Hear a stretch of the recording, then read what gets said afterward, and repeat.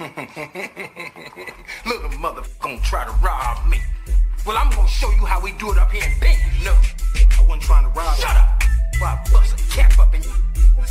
Now who sent you? So what's up? We standing tall in your short stuff. Yes. All nuts is the bullshit that you dressed up. Address us on scholarship, homie, knowing you messed up. So fessed up, you look for the best, knowing that that's us. So what's up? We standing tall in your short stuff. Yes. All nuts is the bullshit that you dressed up. Address us on scholarship, homie, knowing you messed up. So fessed up, you look for the best, knowing that that's us. Sword clown, know that it's over like it's the fourth down. We the source now. Hear a big bang with tanks on ground. More than the scrimmage, yeah, we forcing the sinning, yeah, we pushing no limit. Leave the fight with no blemish. You the hometown, but you not receiving no privilege. We gon' do you bad, rape, rob, and pillage. But we nothing like the white man. I can see that you a big fan. Every time we go live, I see you in the damn stands. Watching and plotting, I see that you stalking a bit. Yes. Laughing at people, they seeing you taking Here's a the bit. definition of plagiarism. The practice of taking someone else's work and using it as involved as Crazy ass nigga, we the source. Yeah, we cite source. Spitting hot flames more hotter than hot sauce. Drummy ass nigga. Yo, what's going on, peoples? What's going on, man? Source Debate League, we back for another installment of laying the smackdown on Candy Ass. Okay, let's go ahead and make that clear. For those that don't know, my name is Jeremiah. Please say to Yah. I am the CEO of the Source Debate League, man, and we got another hard-hitting debate for you all today. All right. So, you know, for all you non-Israelites out there, I know you fresh off of chitlins and ham hock. All right. So let's go ahead and get your mental filled. All right. I got an illustrious panel. Today, we got 3 judges. We got an official debate. Official debate. Let me bring everybody on. All right. All right. So we know that you all are very familiar with General Yashar. I want to introduce General Yashar, and then we're going to introduce the judges and his opponent as it's about to go down. General Yashar, one of the founders of the Source Debate League, man, talk to us, family. What's going on today, man? What is going on today? Man, first off, shalom, family. It's been a good minute, right? Yes, sir. You know what it is. Source up and shut up, right? Tanks on the ground. That's right. Commander General Yashar on deck. My brother, my young brother, you know, we've been having discussions here and there on different platforms, and we got into this Melchizedek discussion, and he felt like his understanding is superior than what we bring to the table from our culture concerning Melchizedek. So I watched him, listened to him, and here we are. So with that being stated, what I'm here to show, right, is how our Melchizedekian title, right, it passes down just like the dynasties, right, just like a kingship from father to son, just like our Levitical priesthood, right, from father to son. You are who your father is. Everybody understand that foundation of ours. So this is what we're going to show, right? We also going to show the migration pattern, right, of our language, and how that language, right, is the concrete foundation to this very title that we speak of in the very word shalom, right? I know it sounds kind of strange because it's a different conversation versus what we normally used to listening to. So put your thinking caps on, right? Ain't no biasness going on. Understand what's being presented and make a judgment, right? The title is this, from my standpoint, the origins of the title of Melchizedek and the word shalom. That's what I'll be representing, coming from our science, our sources, and I might even tap outside just a little bit just to prove a point. With that being said, Commander General Yashar, tanks on the ground, source up and shut up. Yes, sir. Yes, sir. Yes, sir, man. I'm not even going to butcher the brother's name.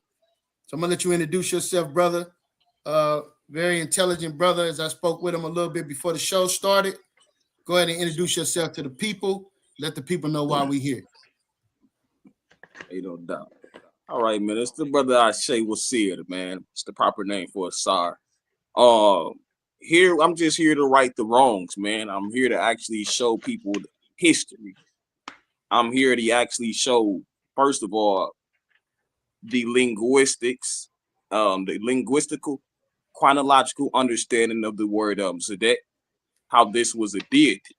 This was a whole god. What you would consider as the Israelite, and the brother of the Commander General Yashar would consider as the Israelite, a pagan god at that.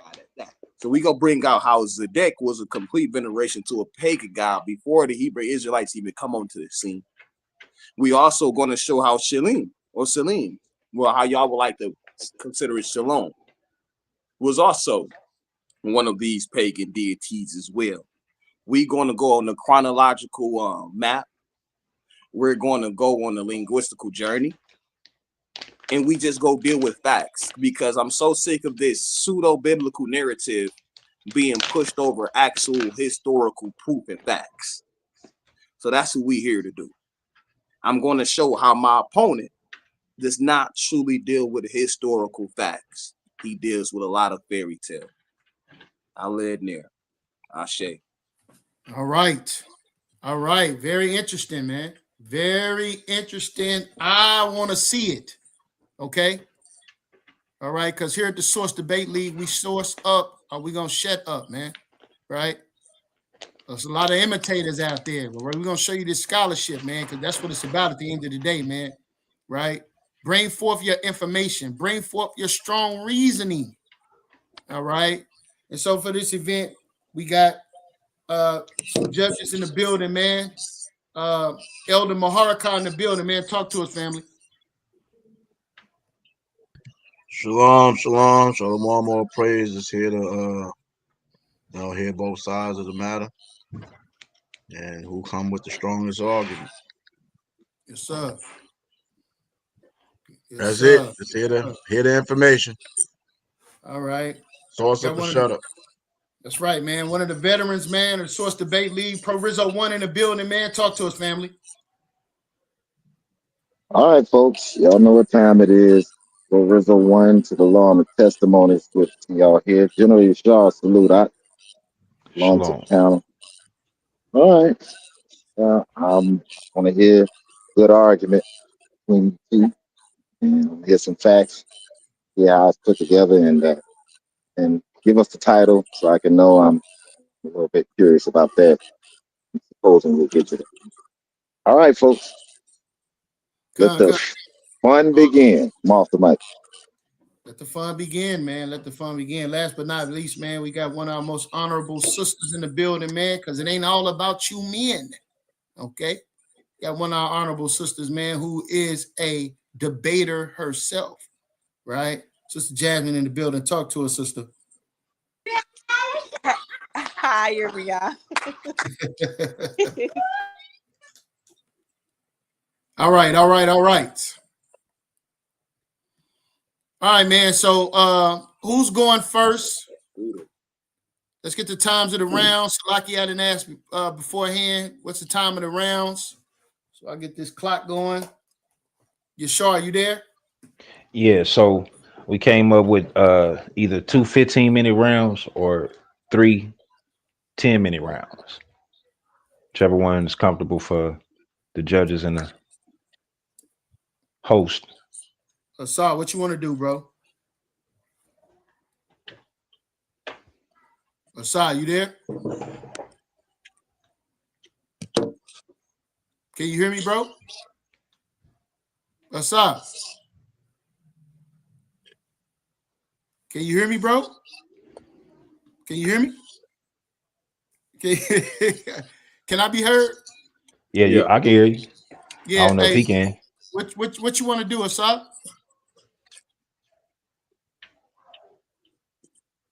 Ask him for me, man. Maybe he can't hear me. Asar, can you hear me, bro? Ashe. Yeah, I can hear y'all, bro. Oh. What you want to do? 3 10-minute rounds or 2 15-minute rounds? So let's do 3 10s. 3 10s. All right, who's going first? I got the claim. Guess. I'll go first. All right, that'll work. That'll work, man. Let me get your PowerPoint pointed up here. All right. Okay. All right, man. Let me get the clock going. So right here we getting into the origins of the of Melchizedek, actually. So going into my second slide within this introduction, I just want to first, like I said, I'm gonna show that we not dealing with a brother who deal with a lot of facts. So I want you to I want to put me back on the screen real quick, brother. Let put my camera back on the screen. 1 second. All right, I got you. I got a video. Got a few videos of incredible cap. Roll the tape. I'm gonna turn this all the way up for y'all. So when I share my screen, they can understand what's being shared and what's It's being my talked opponent. about. Because the question was genealogy of Abraham. Can we find it? Am I correct, Ashe? It would exist, correct? Genealogical evidence. Genealogical evidence. Genealogical evidence of Abraham. We go fast forward a little bit. Nature, right? So here it's talking about Abraham's children in the genome era, major Jewish diaspora, right? So when you look into Genesis 10 and what our sister posted, right, you'll see that Abraham created a lot of nations, right? And the Ashkenaz, right, is one that came by way of his genealogy, right, by way of his blood. And hold on. So we finna try to take a bit. You can get back to the. You can go back to the slide, brother. So we supposed to be finna take a biblical understanding from a brother who don't even understand the Bible. He just told us right there that Ashkenaz comes through by way of Abraham. Table of Nations, we go see that Ashkenaz come by way of Gomer. So there's like this whole introduction right here to show we not dealing with a credible man. We're not. We go take it a step further. We go roll one more tape and then I'm gonna get straight into the discussion. One more tape.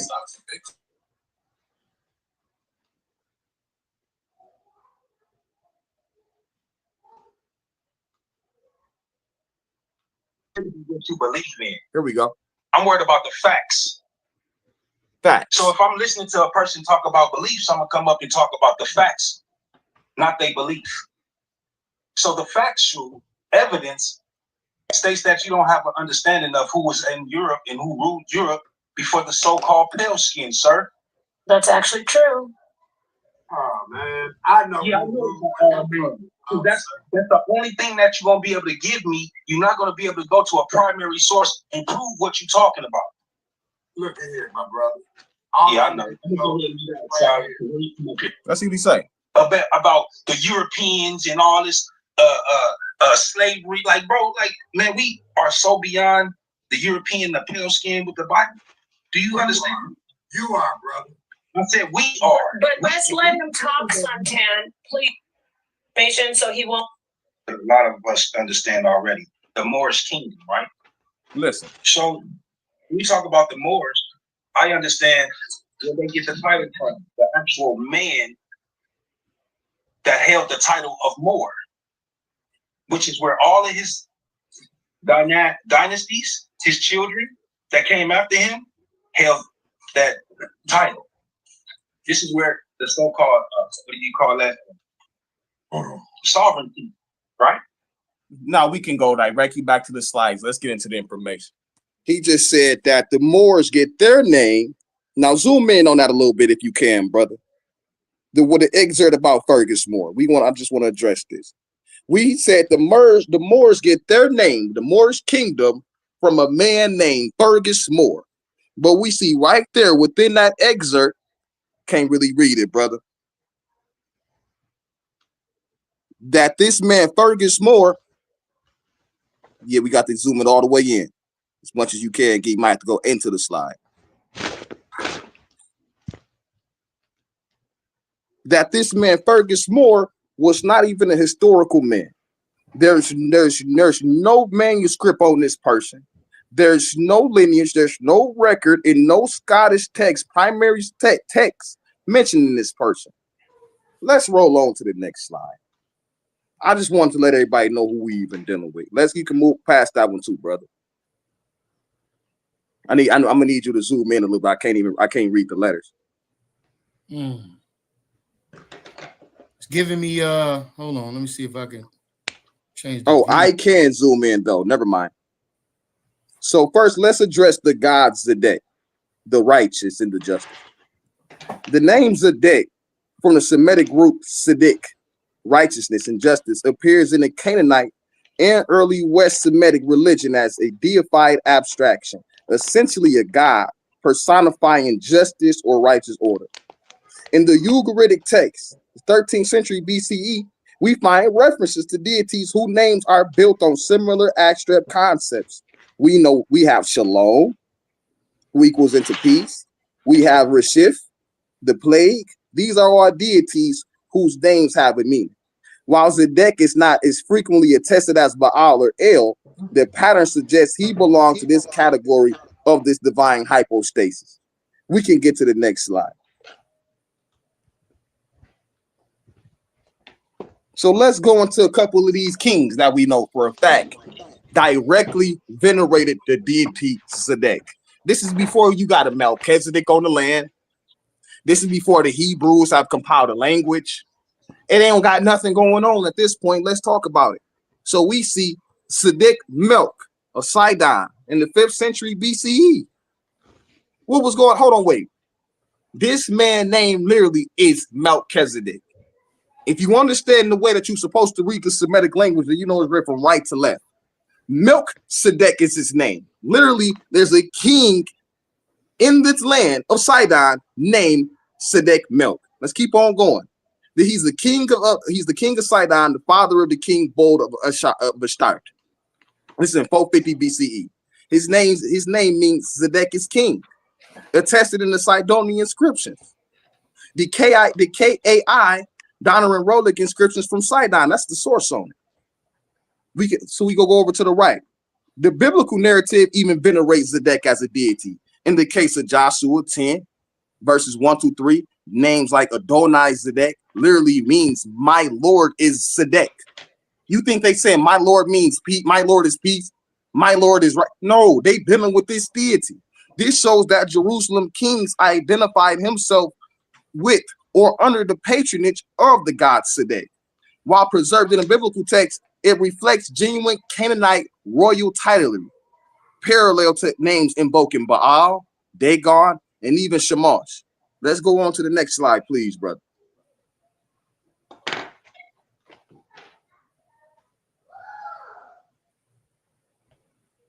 From Zedek to Melchizedek, how we even get here? When Genesis 14 introduced Melchizedek, king of Salem, priest of El Elyon, the biblical authors are drawing on this older Canaanite royal tradition, literally, believe it or not. In the original Canaanite settlement, Melchizedek literally means or likely meant my king is Zedek, the god. That's what the name means. Melch is king. Zedek is the deity. The Hebrew Bible, however, reframed the whole word. Instead of Melchizedek serving the god Zedek, he becomes the priest of El Elyon, God of the Most High, who was then identified with Yahweh, or y'all like to call Yahuwah in some instances. The old deity Zedek is not explicitly named, but the biblical authors keep the theophoric name, repurposing it into a Yahwistic context. By the time of the biblical redactors, Zedek was no longer worshipped as a separate god. Instead, Zedek was absorbed into a central quality of Yahuwah himself. This is why the Psalms and prophets constantly declared Yahuwah loves righteousness, Zedek, and justice, which will be mispec. So it even draws a difference once it stepped into this Yahwistic pantheon. So now we see you have its separation from when the original deity Zedek was righteousness and justice. When it's absorbed into this Yahwistic pantheon, that's one of the attributes of him. It's a singular attribute that just means righteousness, and it has no hints to the justness. They make up a whole new word for that, misspent. Let's go into the next slide. Let's go into a couple scholarly references, because someone may ask me, where you even getting your work from, bro? 1 minute remaining. No doubt. So we got Frank Moore Cross. This is from the Canaanite myth in the Hebrew epic, 1973, page 50 to 52. He go into all of those deities I was talking about. He argues Zedek was a pre-Israelite Canaanite god of Jerusalem, absorbed into the Israelite tradition. John Day, Yahweh and the gods and the goddesses of Canaanite, 2002, page 45 to 47. Day emphasizes how Melchizedek's name preserved the theophoric elements of Zedek, showing continuity with pre-Israelite religion. Mark S. Smith, The Early History of God, 2002, page 47 to 48. Smith notes Phoenician inscriptions with Zedek appears as a god and connects this to biblical names. Thank you. Thank you for your time. Time. Okay.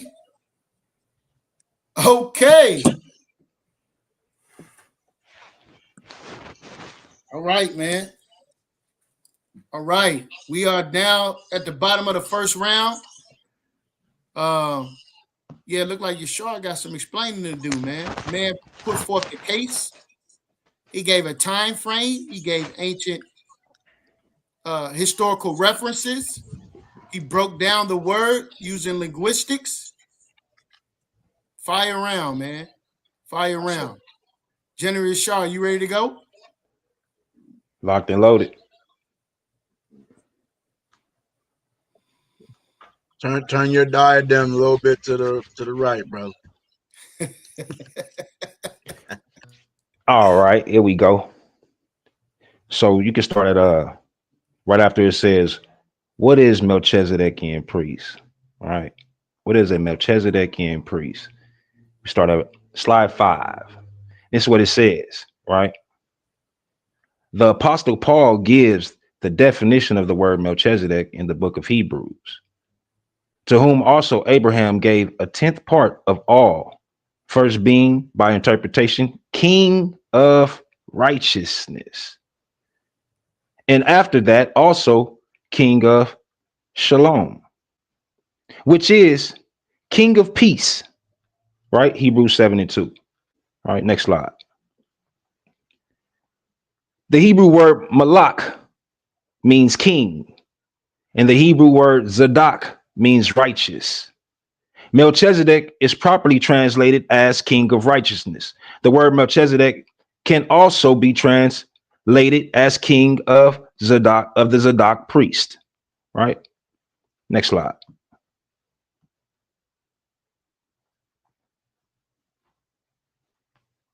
Genesis 14 and 18, right? We see the word Melchizedek, right? We see the H442, the Hebrew, right?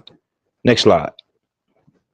So we're going to actually go into what that is, right? And from here, you see that it stems from 2 words, right? The H4428 and the Hebrew H664, right? We're going to tap into both of those to understand the root words that created this title, Melchizedek, right? Next slide. What we have here is H4428, which stems back. If you look at H442, this is where Malak comes from. Melech, right? Which is king.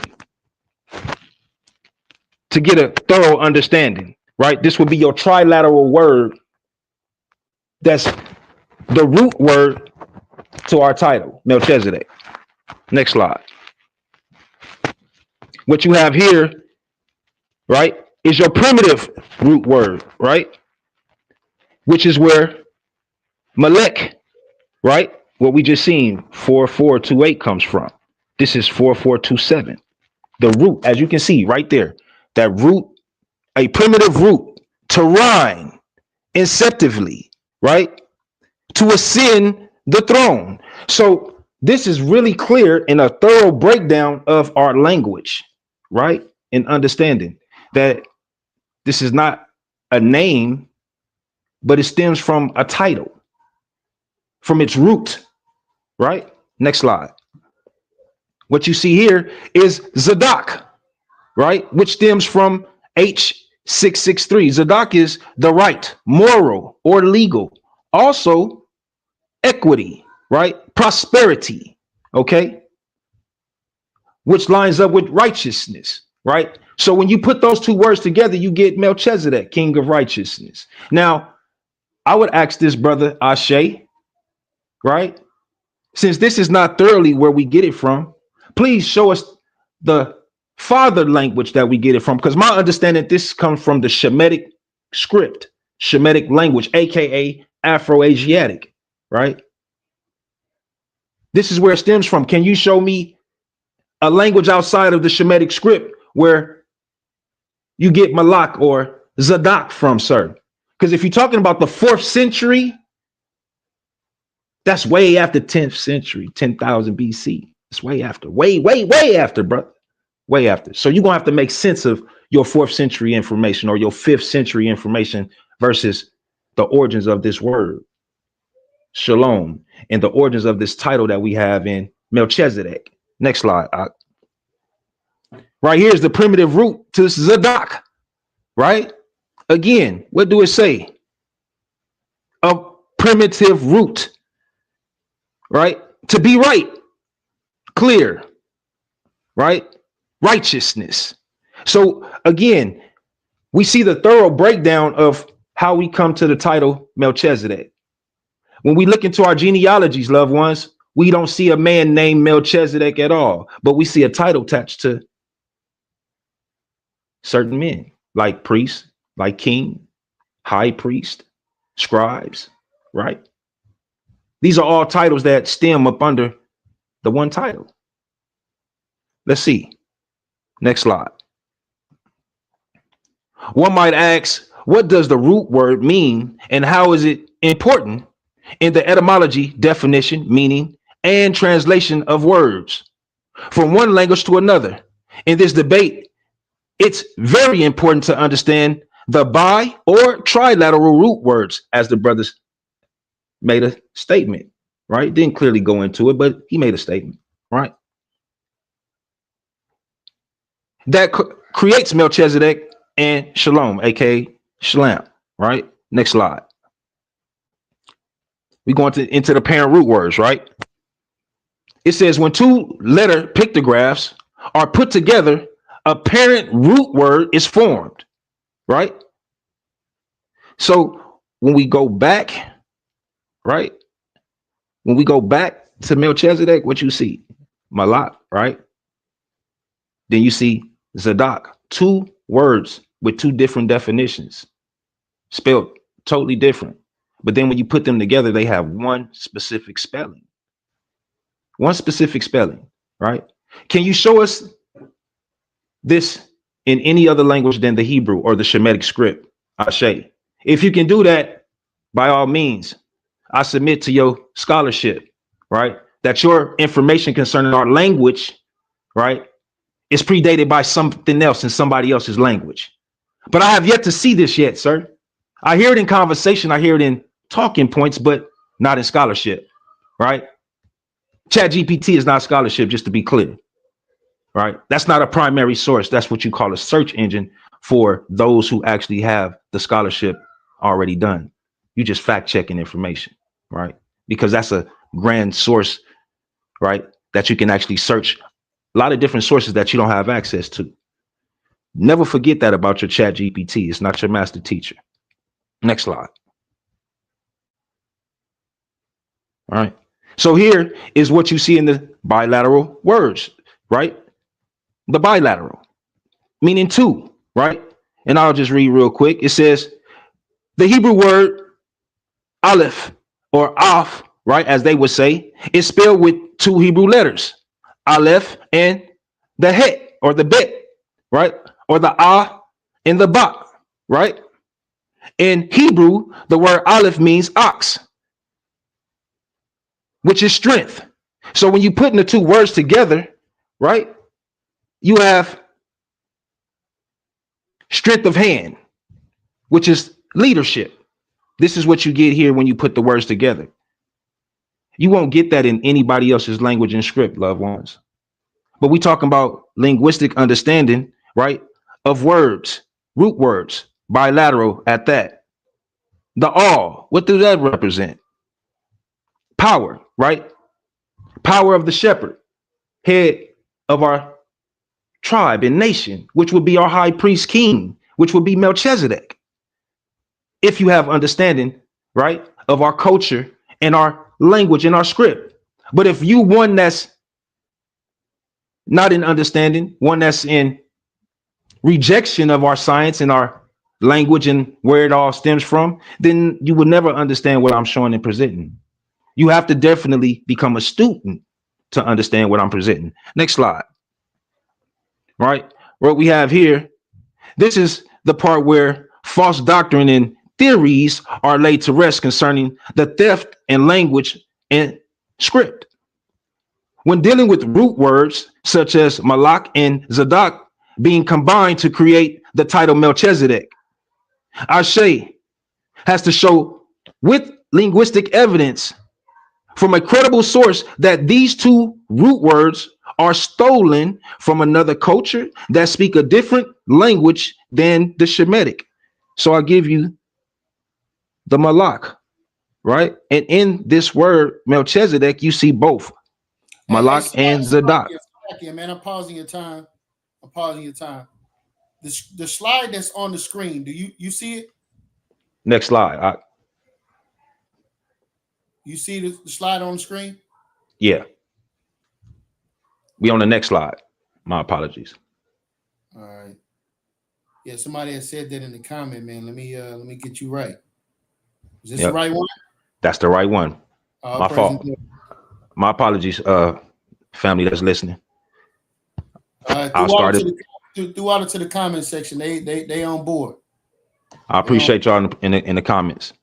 So right here, I'll get back to it real quick. It says, this is the part where false doctrine and theories are laid to rest concerning the theft of language and script. When dealing with root words such as Malak and Zadok being combined to create the title Melchizedek, as you can see right there to the right of what I had written down, right? And again, it takes you back to where the words are from, where the one word, the one title is from, right?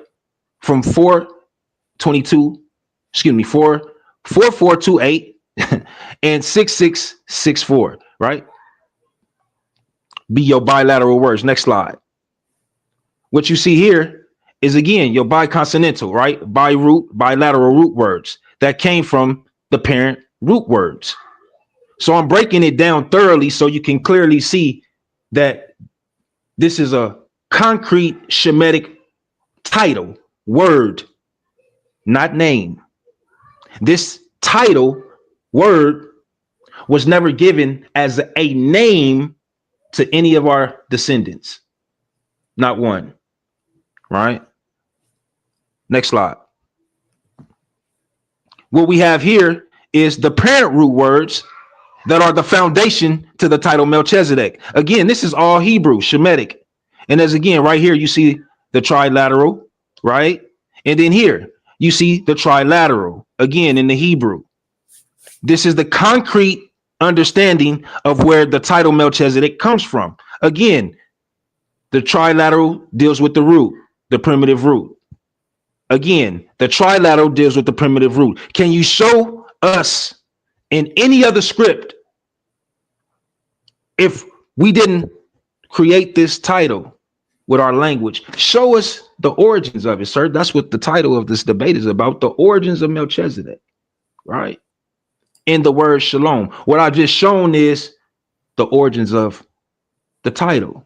Can you do the same? Right? Next slide. What we getting into here, right? This is my brother. This is for my brother Ase, because he loved Chat GPT, right?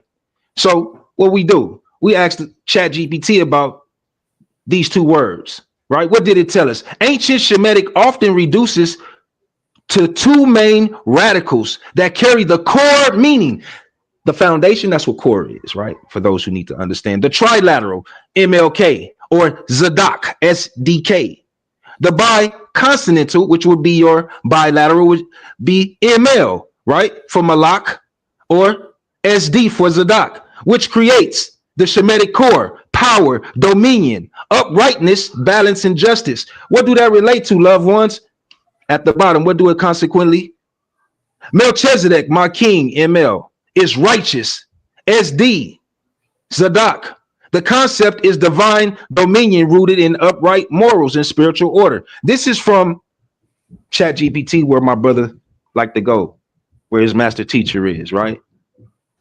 And again, the biconsonantal root, the trilateral and consonantal for shalom.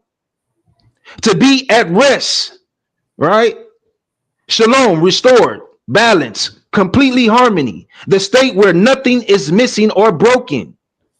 A root of both spiritual peace and covenant wholeness. Now, I don't know if you can do this with any other language outside of the Shemitic or Afro-Asiatic language, but this is your time to shine, young man. I hope you got the answers, Craig. I really hope you got the answers, because right here, you're going to have to debunk this. This is concrete, solid information. As a matter of fact, you mentioned this information in your first slide, or not slide, but your first half, right? So yeah, make sure you bring out that language and script that's not of the Afro-Asiatic or Shemitic script. We'll wait for that one, right? How much time I got? 1.5 minutes. All right. False statements made by rabbis, rabbits, right? And scholars that never understood our culture. Let's tap into a few before my time grow out, right? What do it say? Next slide, right? It says, what modern rabbits, as I call them, teach about Melchizedek comes from the Talmud, which is also called the oral law. Jesus called this the tradition of the elders. This teaching says that there was no order of Melchizedek. Melchizedek was the name of a man who happened to be a priest of the Most High. Now, that sounds like what my brother was just speaking about. Now, y'all know I don't deal with the Jewish information at all. I might use their information to put their foot in their mouth, but that's about it. That's about all. So what we have here is false teaching, because right here it teaches that Melchizedek is a name of a man, where we never see that nowhere in our documented history. From First Chronicles, right, to Matthews, to Luke, we see no man named Melchizedek. Next slide up. Time. Right here. Time. Time. All praise and glory. All praise and glory. Okay. All right. Now, one thing that I'm noticing about the whole discrepancy here, there's definitely a language barrier. And judges, I pray that you're paying attention, because we just so happen to have linguists as judges, right? So Pro Rizzo 1 is proficient in the Hebrew and in the Greek. Maharakar is proficient in the Hebrew, right? So these brothers are studied and learned concerning the ranges of variations that words can translate and be utilized, the various meanings, how words slide from one meaning to another based upon the language itself. So a lot of questions was posed in that rebuttal round, which is actually his first round, but he posed a lot of important questions, right? And so did the brother. So we're now entering into the second round. We're at the top of the second round. Asa, you ready, brother? Man, absolutely. All right, let's go. Let's go. Man, I get them slide. Go. I want you to go down on my slides. Don't start the time till you get it up there. Go down on my slides to it should say Semitic, not Shemitic, or something along those lines, or the origin of the word Semitic, one of the two. It should go have a European on there. A couple Europeans. Towards the end. All right. Can you see the screen? Yep. Let me know when I need to stop. Okay.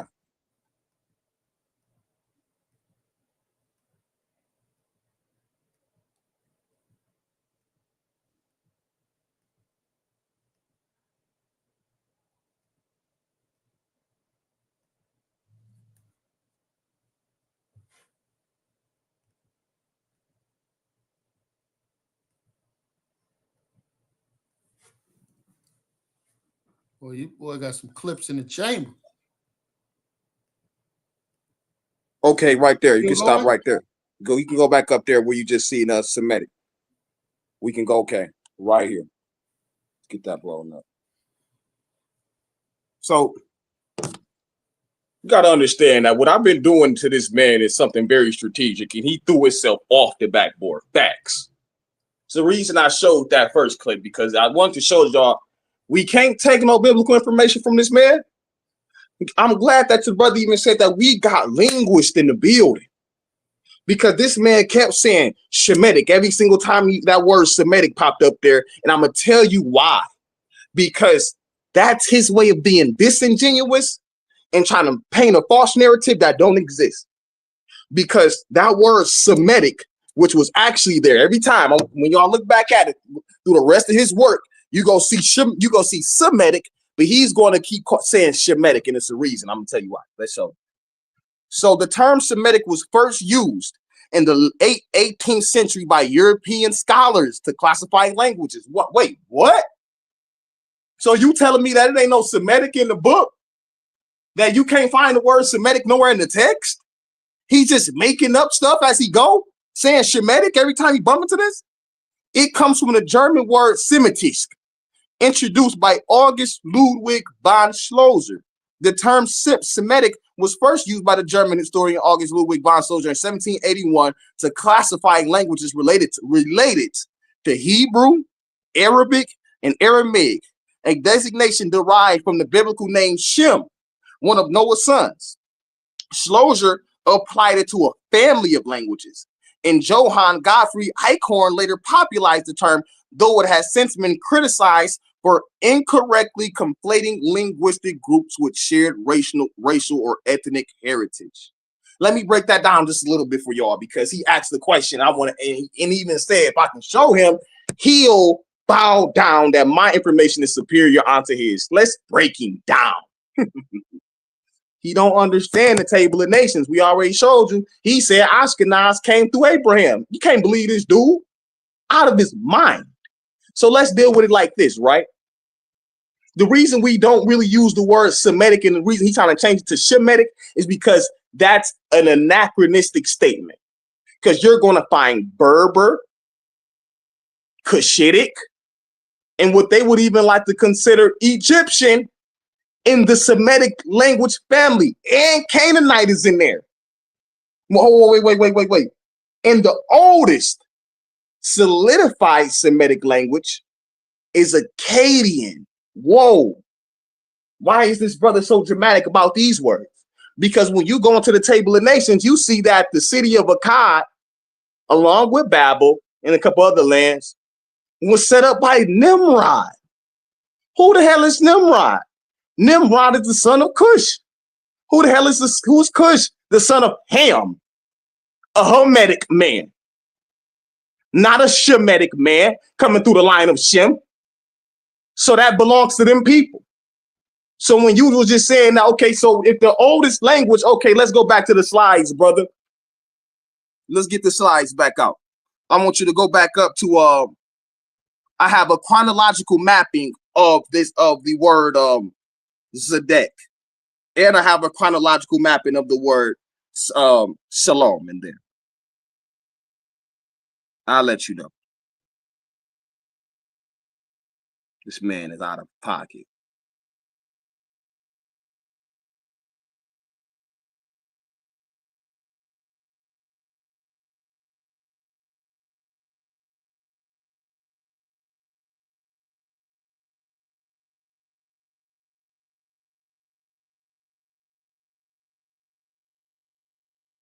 Okay, chronological. Let's go back there.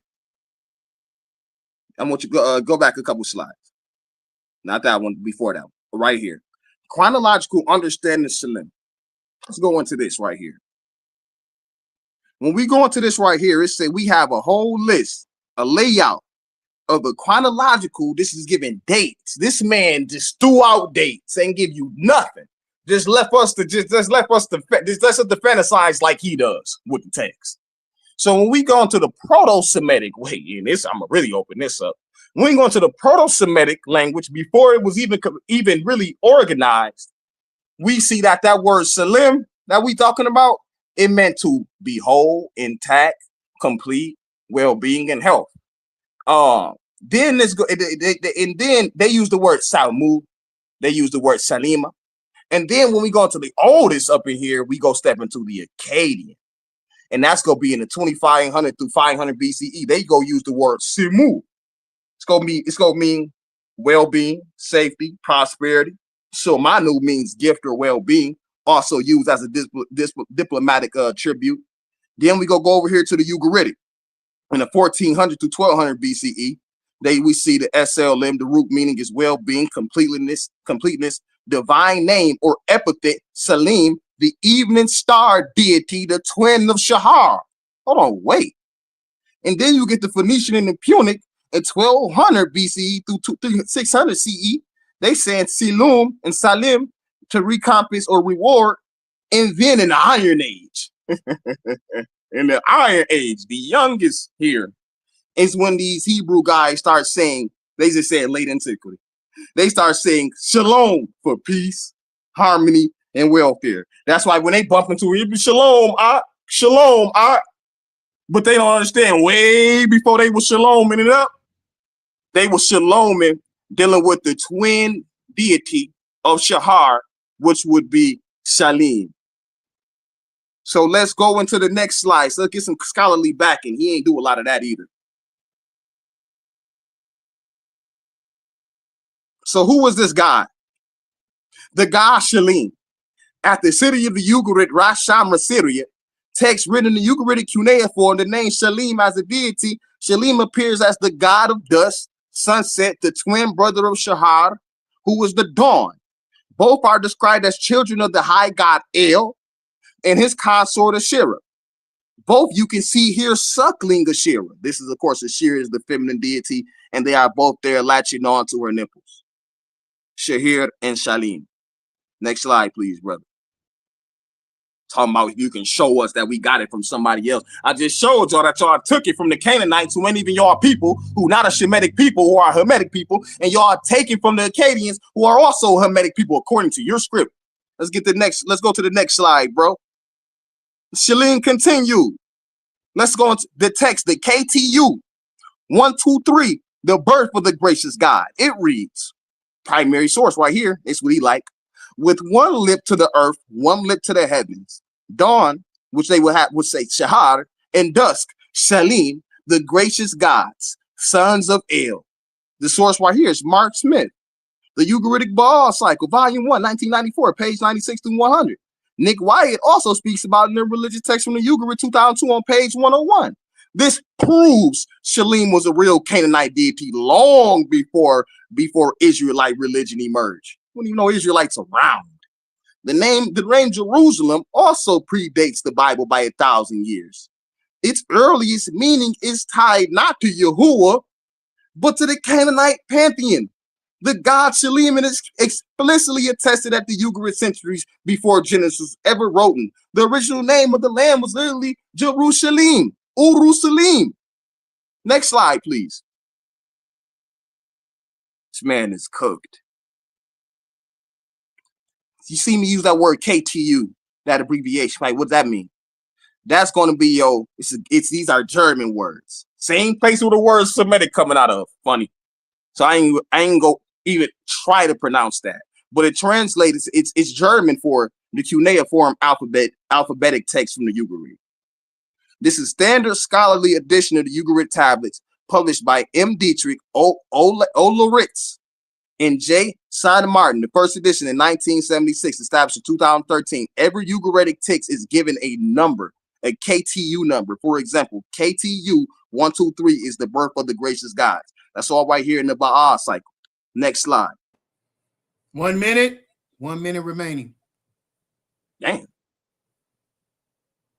Let's go into some more primary source. KTU God list. Let's get some offerings to Shalim, to Shahar, and to Shalim, the great gods. Show that Shalim was actively worshipped with cult offerings, not just a mythological figure or a simple greeting like they use it. Fragmentary cult texts mention Shahar and Shalim and associated with ritual provisions.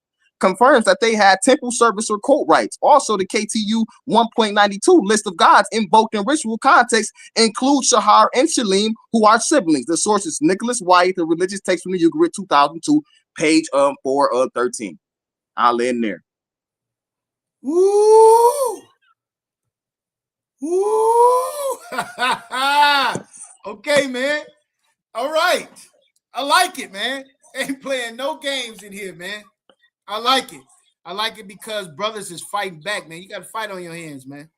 You got to fight on your hands as we're looking at the history, coming out dealing with the linguistics, right? And the origins of these terminologies, right? Are there variations, right? Are there variations in the different uses and different languages that we see, right? Brothers are making strong claims. Strong claims here, man. I respect it, bro. I respect it. All right. General Yashar, you ready?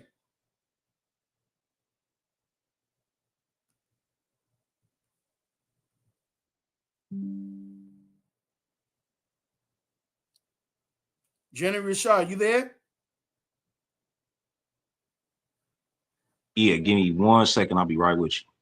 All right, all right, all right. Again, man, be on the lookout, family. We're going to be dealing with the Gentile salvation, man. Most High will. We're going to be dealing with that soon after this program. We're going to be dealing with our peer review of the Gentile salvation after this program. You be on the lookout for that. Me and Elder Muharaka is going to be dealing with that topic in a scholastic form, right? Bringing forth, dealing with every point by point by point. So be on the lookout for that. Airing here on Sister E's platform and Yah World 777 on YouTube. All right. It also is going to be airing on E37 Ministries. Right. You'll also be able to see that on Facebook. Gentile Salvation, our Israelite rebuttal and review. All right. So it's going down, man. I see you back there, bro. I see you back there. Bring the brother back. I need you to do me a favor. I need you to go to the last 2 slides real quick so I can just kill this real quick and then we can get back to where I left off at. All right. So the last 2 slides. All right. So blow that up a little bit.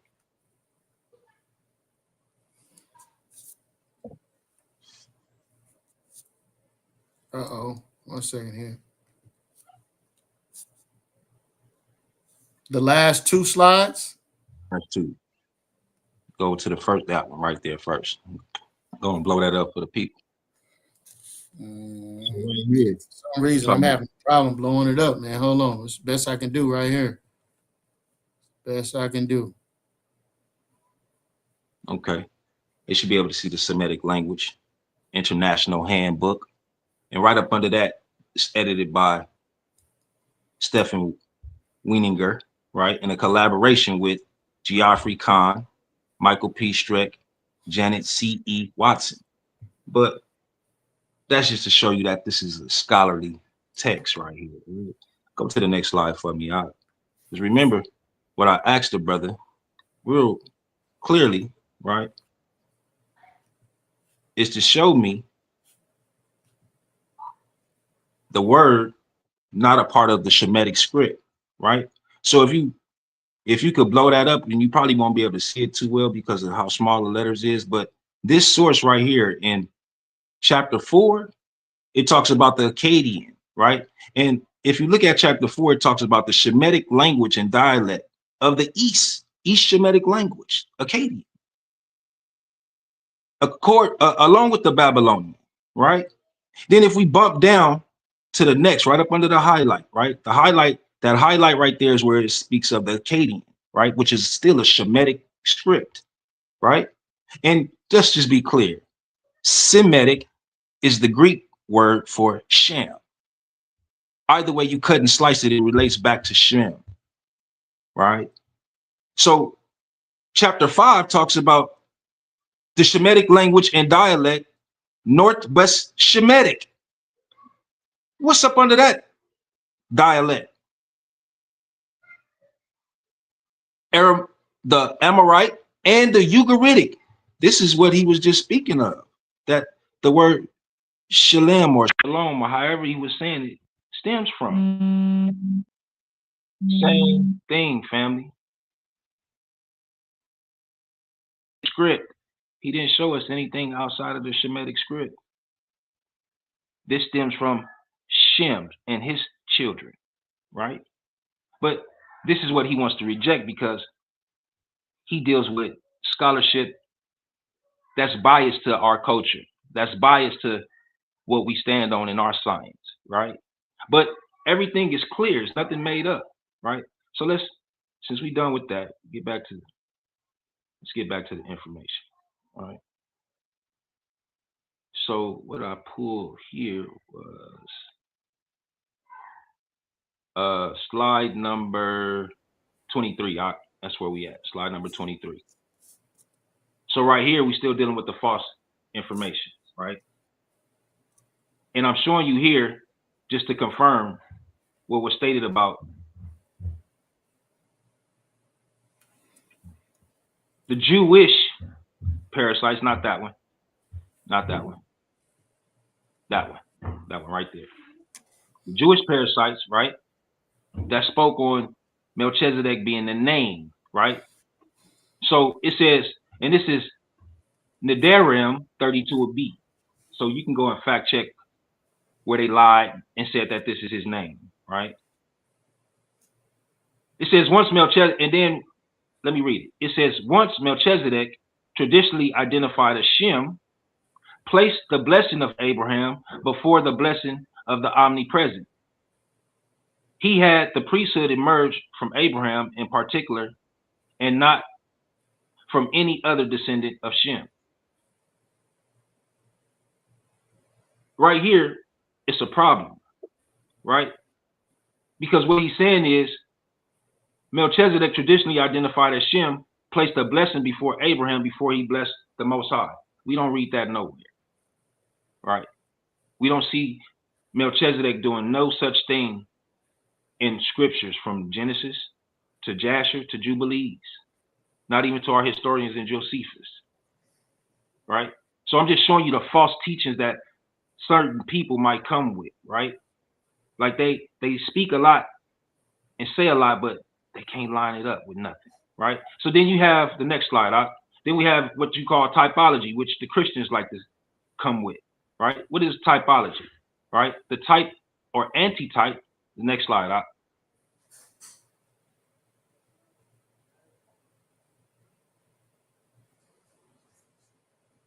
Yeremiah.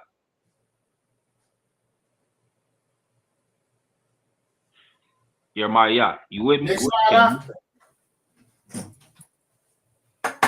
Next slide. Yes, sir. What I'm showing you is the false teachings, right? With the theories of where Melchizedek stemmed from. So you see the Kabbalah or the Talmud, they say the man, right? The name of a man, right? What they say here, right? This is Christian typology. This is their thought process, right? The priesthood not based on genealogy, but on divine appointment, oath, preeminence, eternal, forever, and combined king priest role. So they saying that the Melchizedek that Abraham encountered was a typology or a figment of their imagination of Yashar. This is how they push it and teach it. Some of our brothers do the same. Next slide. Biblical typology is the study of how elements in the Old Testament, such as people, events, institutions, are types, like I just stated, right? That foreshadow or prefigure greater realities in the New Testament, especially Yahshua or Jesus Christ. So again, this is a Christian thought process and theology taught doctrine, right? Next slide. The church father of Jerome, same thing, right? Christian typology, right? Next slide. We have medieval. So we breaking it down from different factions in history, right? Where the misunderstanding was taught and pushed and how long it's been taught and pushed, right? So what they say here, right? It says, consequently, the priesthood of Yahshua is said to be according to the order of Melchizedek on account of excellence of the true priesthood over the figural priesthood of the law, right? Again, we having a misunderstanding of how this priesthood is lined up. And they also said that the Levitical priesthood was a foreshadow in the priesthood of Melchizedek, who received tithes and offering from Abraham, right? So they got two different type thought processes, right, that don't line up with our actual information. Again, just showing you misunderstanding and false teachings. Next slide. Got John Calvin, again, with the typology, a pattern of Christ's superior priesthood. It's not Christ's superior priesthood because it was the Father who ordained Yahushua to be under the order of Melchizedek forever. It was no other man or priest that did it. Next slide. So here, right, again, we have the modern thought process, right?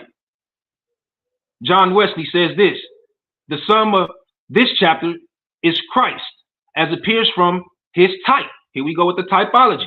So even in this modern time, they get it from before medieval time, right? Modern day scholar F.F. Bruce says this: widely cited modern evangelical commentary argues Melchizedek is used by Hebrews to establish Christ's priesthood as superior and established by an oath, right? Again, there is no Christ priesthood. There's a Melchizedekian priesthood that the Most High identified him under. Next slide. Our ancient ancestors' information is found in many sources, and y'all about to see why. Next slide. Right? So right here we got Joshua. Joshua 10, 1 and 3. Right here speaks of Adonzedek, right? The Adonzedek that he was speaking about, meaning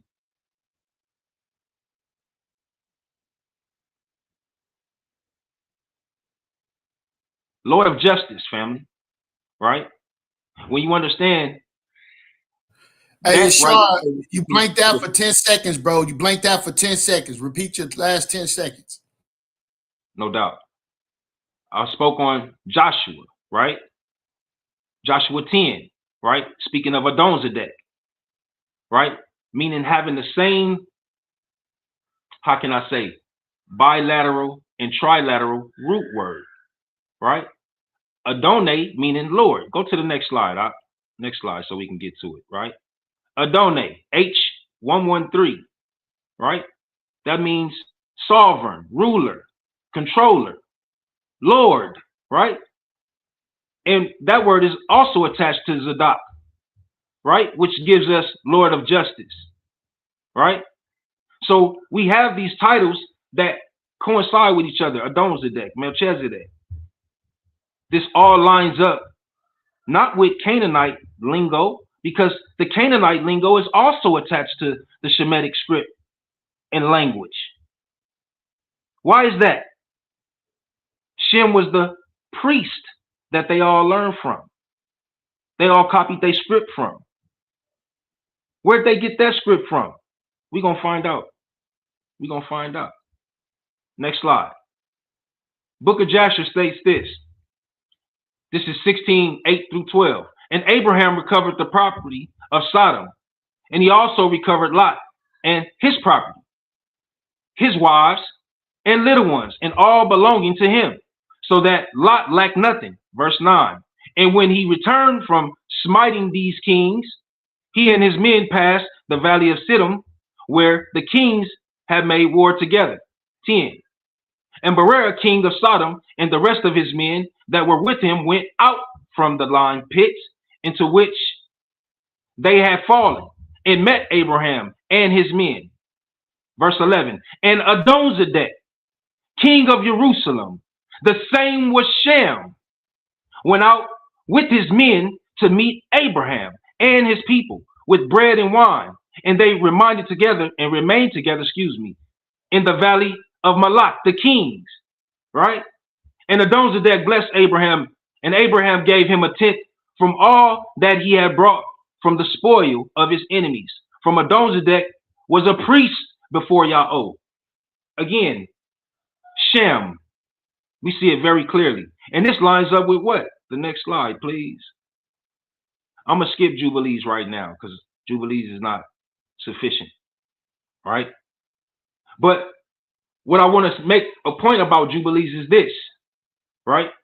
You see a lacuna when it's speaking about this very incident, right? In the campaign of Chedorlaomer, you will see the lacuna. The lacuna is the missing information, right? But it all lines up with the very giving of the tithes to the Melchizedek, the priest. It lines up. The only thing we don't see is where the name Melchizedek is mentioned in Jubilees, but we see the very acts and actions, right?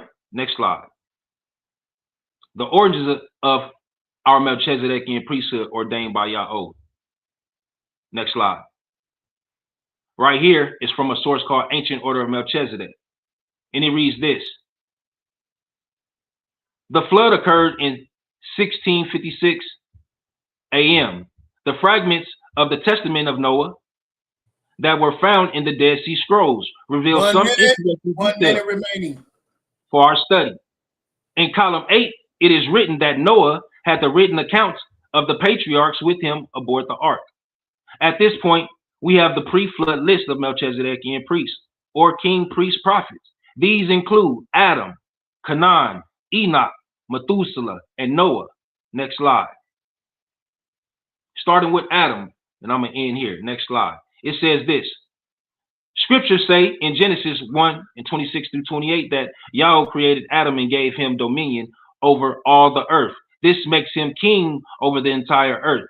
We know Yahweh talked with Adam and revealed to him that there was a need for a savior. Yahweh told him one of his descendants would be that savior. Book of Adam and Eve, chapter 14, 1 through 6. These actions and experiences make him priest king and the first Melchizedekian priest of Yahweh, Eternal's order. Our land.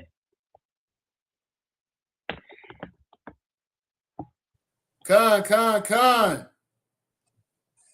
All right, man. So I pray that you all are paying attention, right? So in this discussion, there's been a variation. They've been floating between Melchizedek, the discussion on Melchizedek, and the discussion on the origins of the word shalom, right? Does this word have other ancestral roots outside of the nation of Israel concerning the word shalom? Was the Melchizedekian order or was Melchizedekian position attributed to other gods, what the Israelites would call false gods, right? Was this something that was either stolen, something that was plagiarized, or something that was just outright utilized by the children of Israel from an ancient, older civilization, right? And the cultural practices stemming from Melchizedek, right? Having attachments to other deities. That's what's on the table. And I hope you all are paying attention because I'm paying attention, right? And these assertions must be solidified, right? These assertions must be solidified or disproven. Solidified or disproven. All right. So I pray that you all are paying attention and the judges are keeping track of what the actual discussion is. So for those that may have came in late, right? What's on the table is the origins of Shalom and the ancestral origins of Melchizedek. That's what's on the table, right? I hope I explained that correctly because I am paying attention. Asar, you ready? Let's go. So let's get some slides up. And I do want to address that. I'm not dealing with no order of Melchizedek. That's his claim and his claim alone. I'm saying that they took to the deck a deity and attributed and made it an attribute belonging onto their pantheon. These people had these deities set up way before these people had anything going on. That's my stance. He can have the order of Melchizedek. Matter of fact, can you please go to the slide that I got the phony order? Because I couldn't wait to tear his ass up about this. Okay. Yeah, because I wanted to make it clear. I haven't started your time yet, but I wanted to make it clear what this, because you guys are floating between those two topics. And it's good, man. What you brothers are doing is real sharp. I just wanted to make that clear for the people, right? Can you see the screen? Yes, I can. All right, where you want me to go? Just go down. I'll let you know.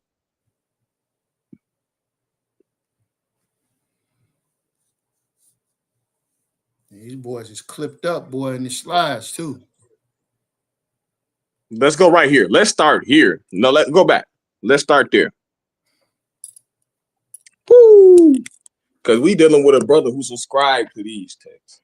No, I don't believe in the text. I don't subscribe. Yeah. I watch this. So we go see right here that this is gonna be an excerpt from 2nd Enoch. He just made a ridiculous claim, a bold claim, a crazy claim that's gonna get him all type of trouble. He said that Shem was the Melchizedek, passed from father to son. That's what he said. He says passed from father to son, and he got it from Noah, and Noah got it from whoever the hell. So let's go into verse 20. It's like 6 o'clock. So verse 20. And Noah said to Ner, behold, God is renewing the continuation of the blood of the priesthood after us. And Noah and Ner hurried, and they washed the child, and they dressed him in the garments of the priesthood, and they gave him the holy bread, and he ate it. And they called his name Melchizedek. Wait, not his title. Like he keeps saying it's a title. He said he called his name Melchizedek. Hold on. Did you just say that Melchizedek got a... Okay, and Noah said unto his brother Ner, look after this child unto the time in secret, because people have become treacherous in all the earth, and in some way when they see him, they will put him to death. See, we see right here, Ner's wife Sophanim gives birth miraculously. Just before she dies, the baby appears fully formed, glowing, and already priestly. This mirrors other miraculous birth stories found in Second Temple literature. Ner is presented as Noah's brother. Wait, I thought you said he was Shem, and he got it from Noah. One second. So I thought he got it from Noah. Ner is presented as Noah's brother. In the canonical Genesis, Noah has brothers, but none of them are named or given. Enoch invents a character named Ner, a priestly figure. This is a key detail. Very key detail. Let's go to the next slide.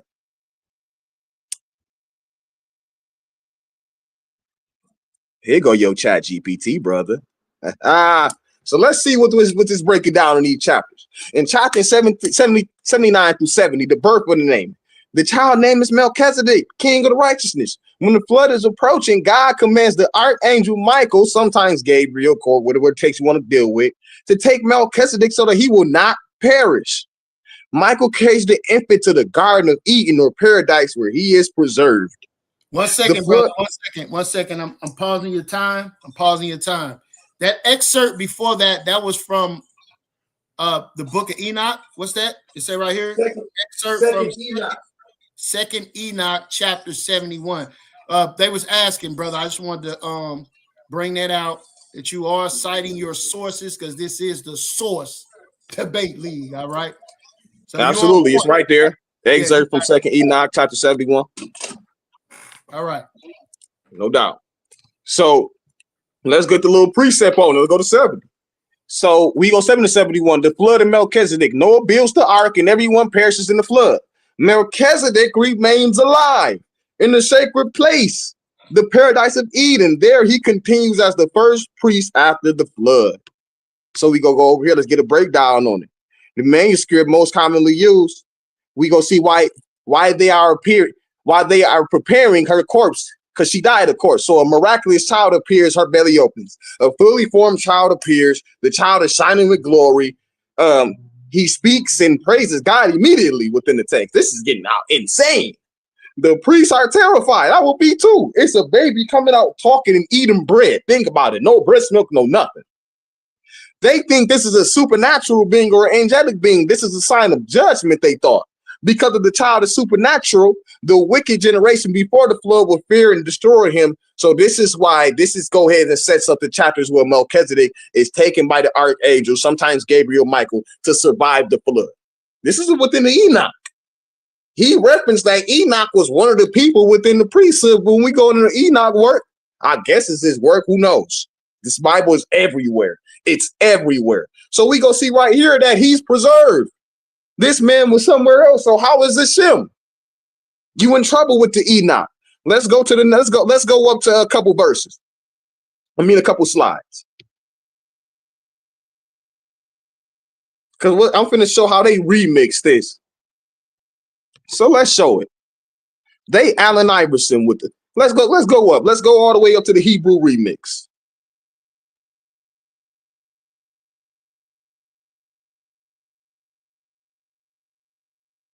Couple more slides up.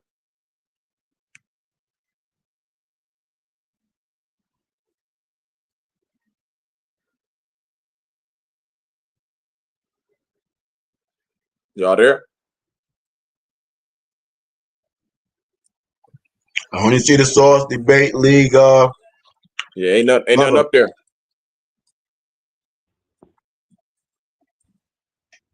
He probably hasn't get his device. He'll probably be right back. Okay. Salakia, my damn screen transitioned on its own, man. Salakia, let me get it back together. All right, brother.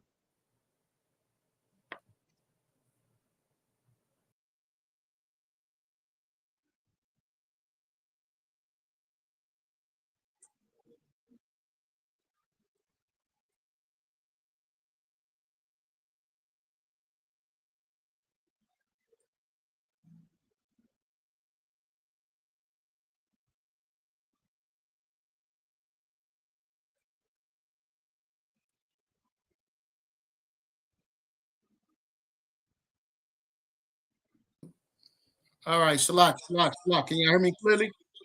Absolutely. Yeah, I damn hit the screen, knocked me all the way off. Let me get back. All right, he hit him with the Allen Iverson rules. Mm-hmm. Let's go up to the Hebrew remix and we can work our way down from there. All right, keep going back up. Yeah. Let's go up a little bit. Right. Up one more.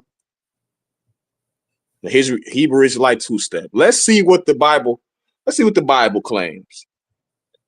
No, let's go to the phony order. Let's go to the phony order.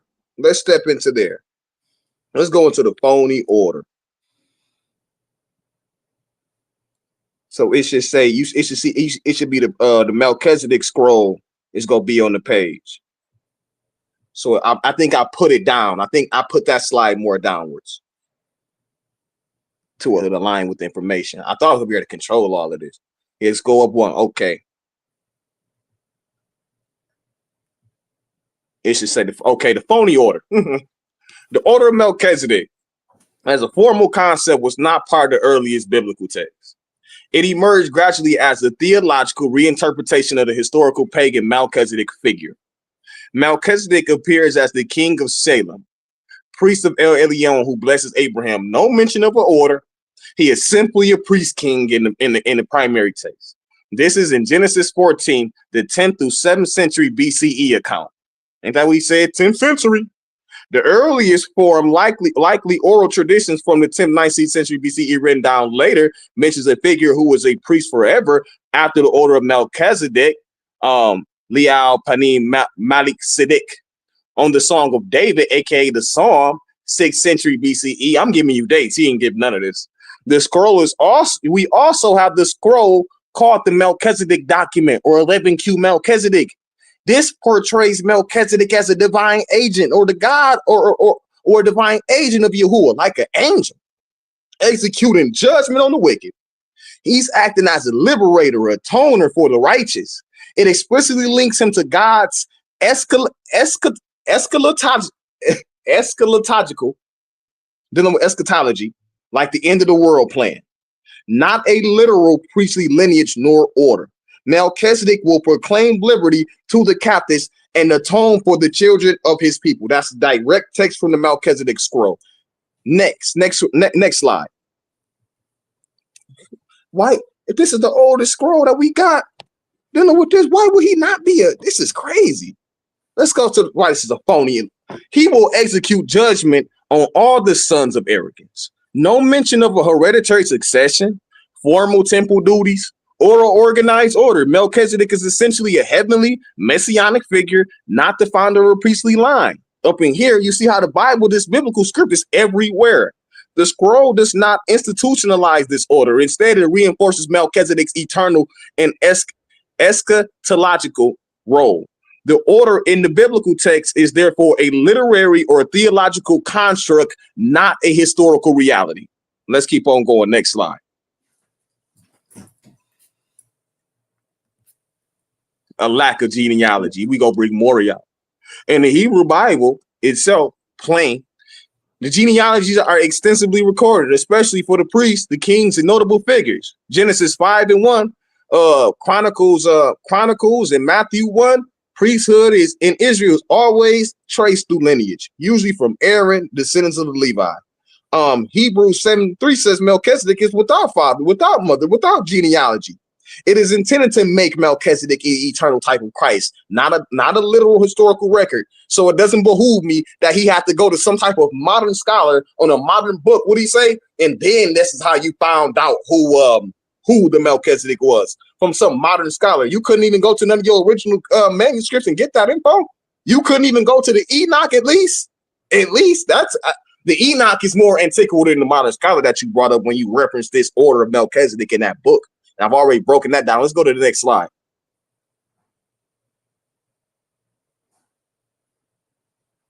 Next slide, brother. Next slide. Yeah. Melchizedek is not Shem. 2nd Enoch 64-73. Perky D. Rabbi Elijah, 8th to 19th century, compilation explicitly mentioned that Melchizedek is Shem. So him saying that Shem is literally coming from the rabbis, portraying him as a survivor of the antediluvian world who continued the true worship of God and passed it on. Later commentaries like Rashi in the 11th century also referenced the tradition, noting that some rabbis identified Melchizedek with Shem. So the earliest rabbinic figure associated with this idea is likely found in the Midrashic tradition linked to the early Tanaim, likely Rabbi Akiva's circle. But it is more fully fleshed out in Perky D. Rabbi Eliezer. Melchizedek is said to have been born to Ner, a figure described as a priest, sometimes brother of Noah and his wife Sotanim, like I just brought out. But the birth is miraculous. 1 minute remaining. Sotanim is described as having been sterile and not having laid with no man. So once again, I don't understand where he's coming from. Let's see what we get on our next slide. Oh, I'm gonna double down with this since we finna land out. Note, when he would up that scholar, he still tried to flip the word from Semitic to Shemitic. That word is Semitic. I've already ran down through the table of nations, brother, how the Akkadians and the Babylonians are set up by Nimrod. He's a son of Ham, not a son of Shem. Stop saying Shemitic and applying that to people who it don't belong to. You told me to show you that, and I showed you that plain and simple. Stop trying to twist narratives and twist words. That scholar within that book that you referenced, because I got that in my slides. I'm gonna show it. I got that scholar. He ain't never used the word Shemitic, because that ain't a real word. It's not a word for no linguistical group. Nowhere. Come on, man. This man is getting slaughtered, bro. Let's go. In there. All right. Damn it, man. Damn it, man. This man is in the book of 2nd Enoch.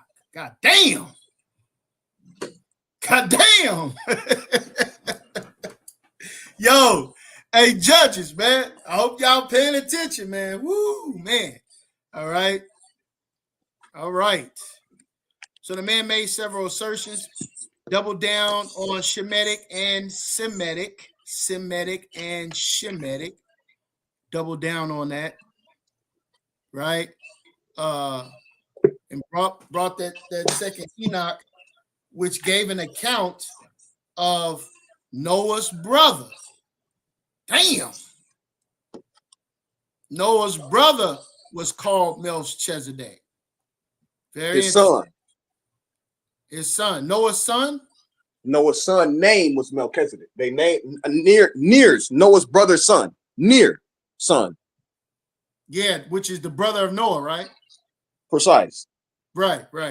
I ain't never heard that before a day in my life. Okay. All right. Yo, General Yashar, are you there? Oh yeah. Come on, Yo, hey man. Listen, man. Woo, you got some work to do, man. What the hell's going on in here, man?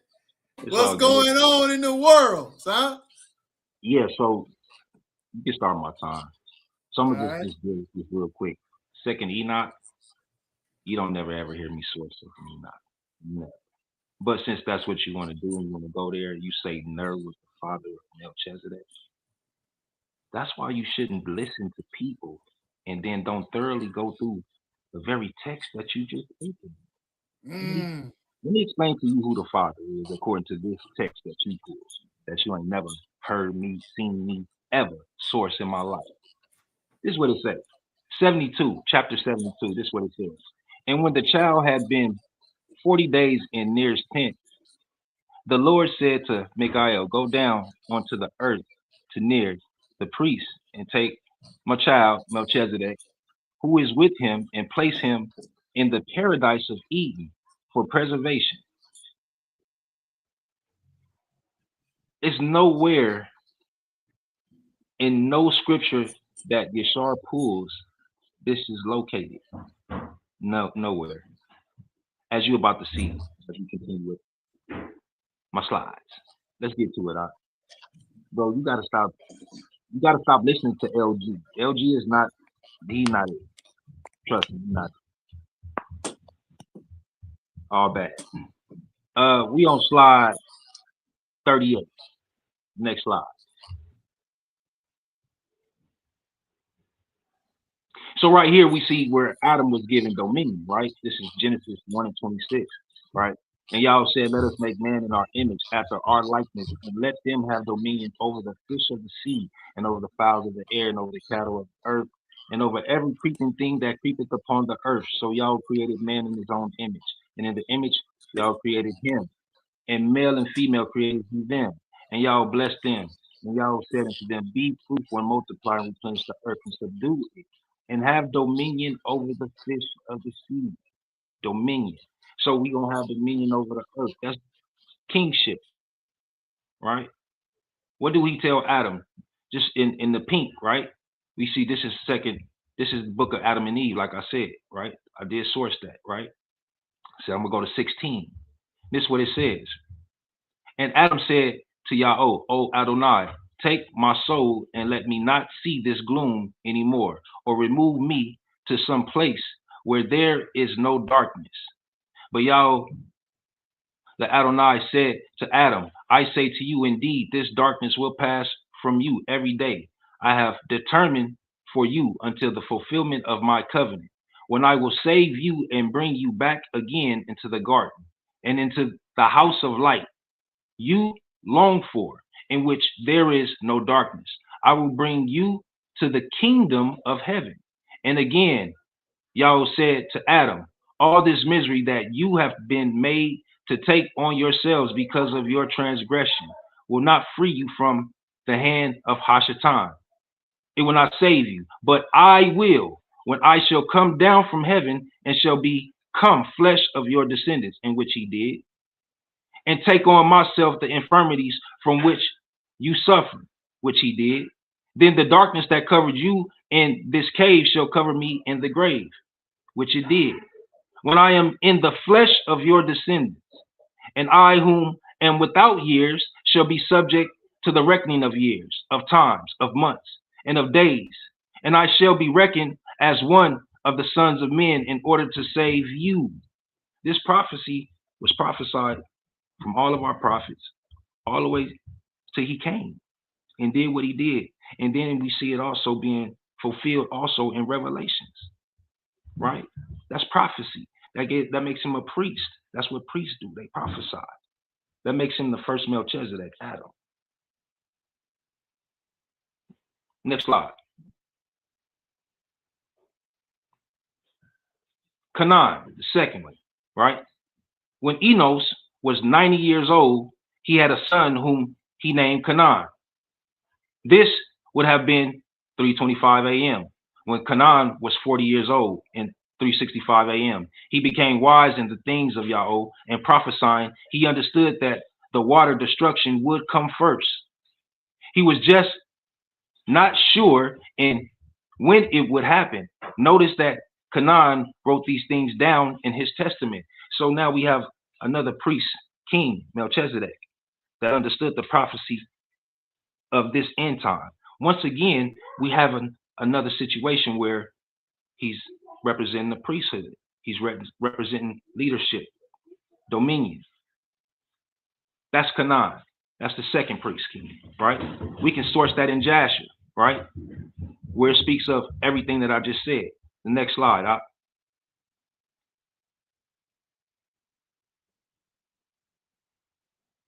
Yep, that was Canaan. The next slide. This is Yashar 2:11 through 13. You can source again Canaan priesthood and leadership as king, as Melchizedek, right here in this section. Yashar 2:11 through 13. Next slide. We had Enoch, the third Melchizedek. Enoch was born in 6:22 a.m. When Enoch grew up, he wholly followed the ways of Adonai and led another revival. Enoch's revival was much more successful than that of Canaan. Seeing Yahweh's hand move so mightily through Enoch, he was made the third king of righteousness in 687 a.m. Right? Next slide. Book of Yashar, again, chapter 3, 7 through 12. It confirms everything that I just read right there. You understand? We sourcing up, family. Right? Like I told you. We're not just talking. Right? Next slide. Right? This from the Legend of the Jews. Right? We're going to read a little bit.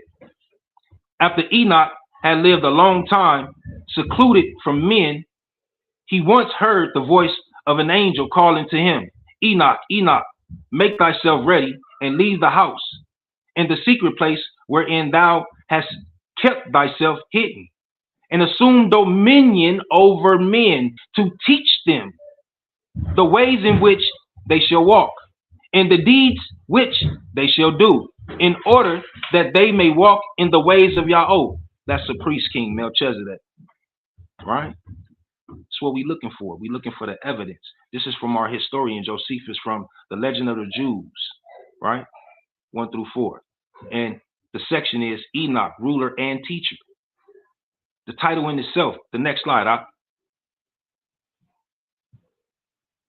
Oh, you was at Methuselah. Hold up. My fault. Go back. Methuselah. So that's where I was just at, right? So you can see right there, that's the source, right?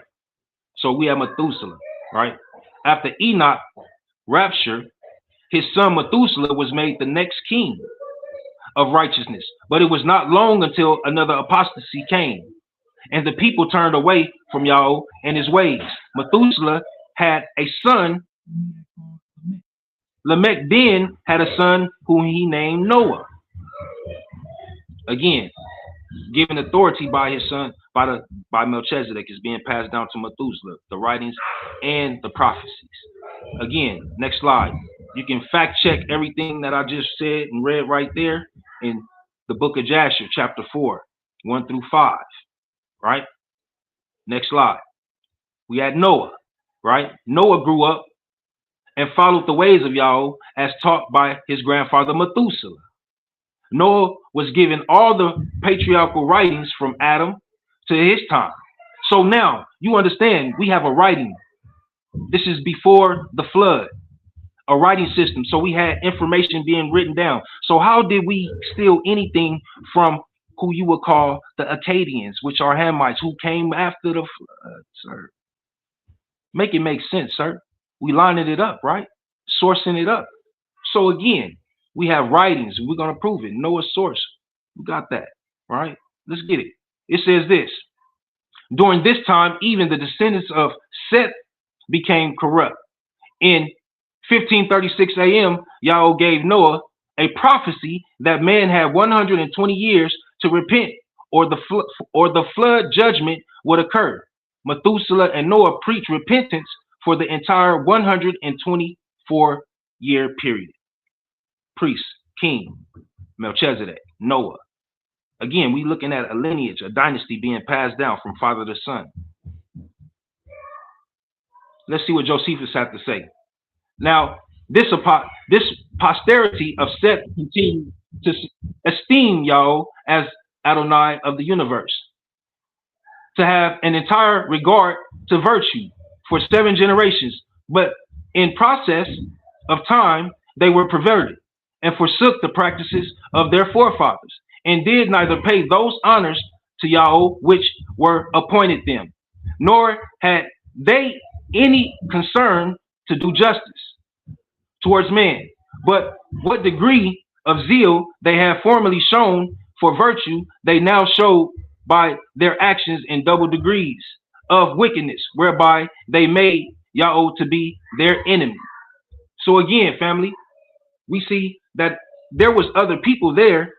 Not only was there other people there, but the writings that we had, they had writings too. But the brother didn't pull out none of those writings. The reason that he didn't pull out none of those writings is because he have no understanding of those writings. He spoke of everything that deals with Shemitic script, Afro-Asiatic understanding. I just showed you that in my second time up. I showed you that clearly. The Ugaritic, right? The Akkadian, all Shemitic script, all Afro-Asiatic as the scholars call it today, right? Next slide. Noah's record in his testament is this. Like I told you, Noah's writing, right? This is from the Testament of Noah, right? If you blow it up a little bit, you see it right there. Testament of Noah, column 7, right? It says this.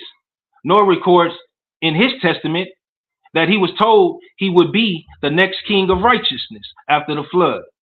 You will govern the entire earth, all that is upon it, including the mountains and the seas. Testament of Noah, column 7, right? Again, writings Noah wrote down. We had a system that became the Shemitic script. Why is that? Because Noah taught his son. Make sense? That ain't got nothing to do with second Enoch. Let's go. Next slide. Now we have Shem, right? Shem was to be the next king of righteousness and guard against the coming invasion and apostasy. Before the apostasy would be complete, one would arise from his seed and destroy the apostate kingdom. The apostate kingdom would invade Shem's portion and come together to form a one world empire and a one world religion in the end times. Noah ordained Shem to be the 6th Melchizedekian priest of the Most High Power. And we've seen that in Genesis, where Noah said to the God of Shem only, not to the God of Shem, Ham, and Japheth. All right, next slide. All right, this is the ancient testament of Noah, column 15. Then I, Noah, awoke. It was morning, and I blessed the everlasting power. I quickly went to Shem, my son, and told him everything, that through him the righteous one would come, and that he had to preserve the knowledge and become the next priest king of the Most High. This is the writings of Noah. We had a writing system.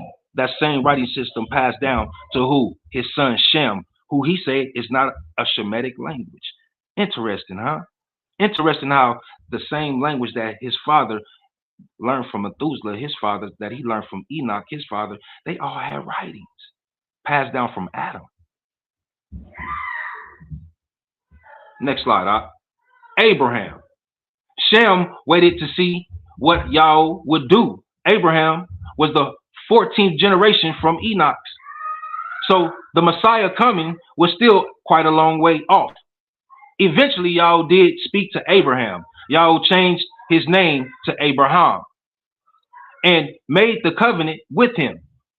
He was to be the next king of righteousness and father, aka priest of Yahweh, to the nations through whom the Messiah would come. Once this was understood by our granddad Shem, is when he ordained and blessed Abraham according to the Bible, Yashar and Jubilees, as we will read and understand together. Next slide. Yashar, chapter 9, speaks of Abraham being blessed by the Most High, right? Yashar, chapter 9, 5 through 6, is sourced, right? Next, it's the next slide. Next slide. Next slide. Right?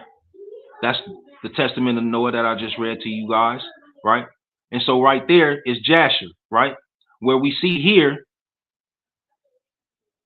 the confirmation of what I just read to you about Abraham becoming the next priest king, right?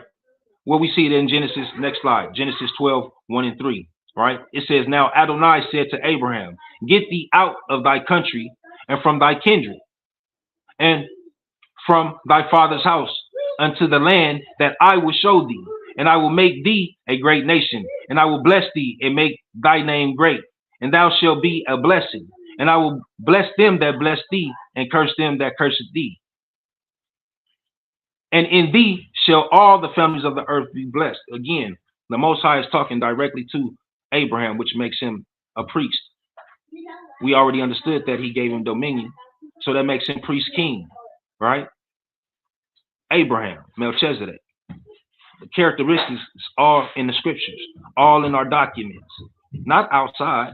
You can't understand. One that don't understand our culture can never understand what's being read. That's why he misspoke when he read Enoch, not understanding what was being spoken there.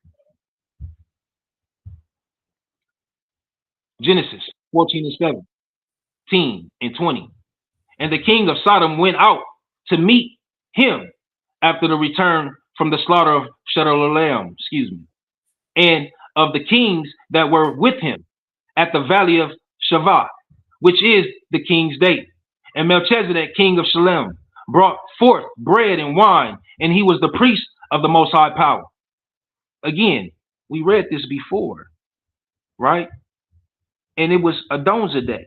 Remember, I told you that it was in the scriptures. I told you we was going to get there.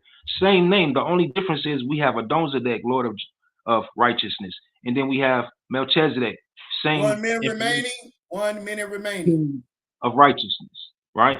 Melchizedek, Adonzedek go hand in hand. Again, we can identify that in the next slide, right? What I just said, again, in Yashar 16, 10, and 12. I read that in my first slide, right? It's clearly right there. You understand? Adonzedek, the same as Melchizedek, the same information, the same experience Abraham just had. You can't get around it. You can't get around it. Next slide. So at this point, we are 7 Melchizedekian priests, starting from Adam, our father, Adam, Canaan, Enoch, Methuselah, Noah, Shem, and Abraham. At this point, it's evident that our eternal priest king order is not by way of typology nor oath, but by genealogy. You are who your father is.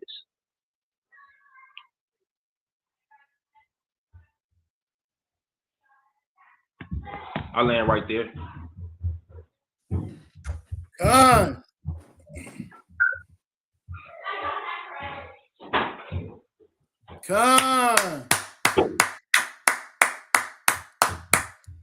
All right. So, in this order of succession, one thing that was propagated by the brother General Yashar is that these things are successions, and the reasoning for the rising up of this Melchizedekian order, which is the primary point of this argument and discussion, if you're paying attention. Yashar is saying that these Melchizedeks was risen up during the time of the apostasy of the people to bring the people back in righteousness. What the brother Asar is saying, and he correct me if I'm wrong, is that this order comes from another deity that belongs to another group of people. All right.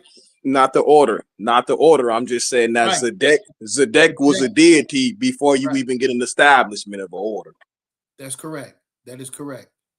So now, if that's the case, and thank you for that correction, brother. If that's the case, then what Yashar just brought forth concerning the order of succession, not the order of Melchizedek, but the order of succession from Adam up into Shem, right?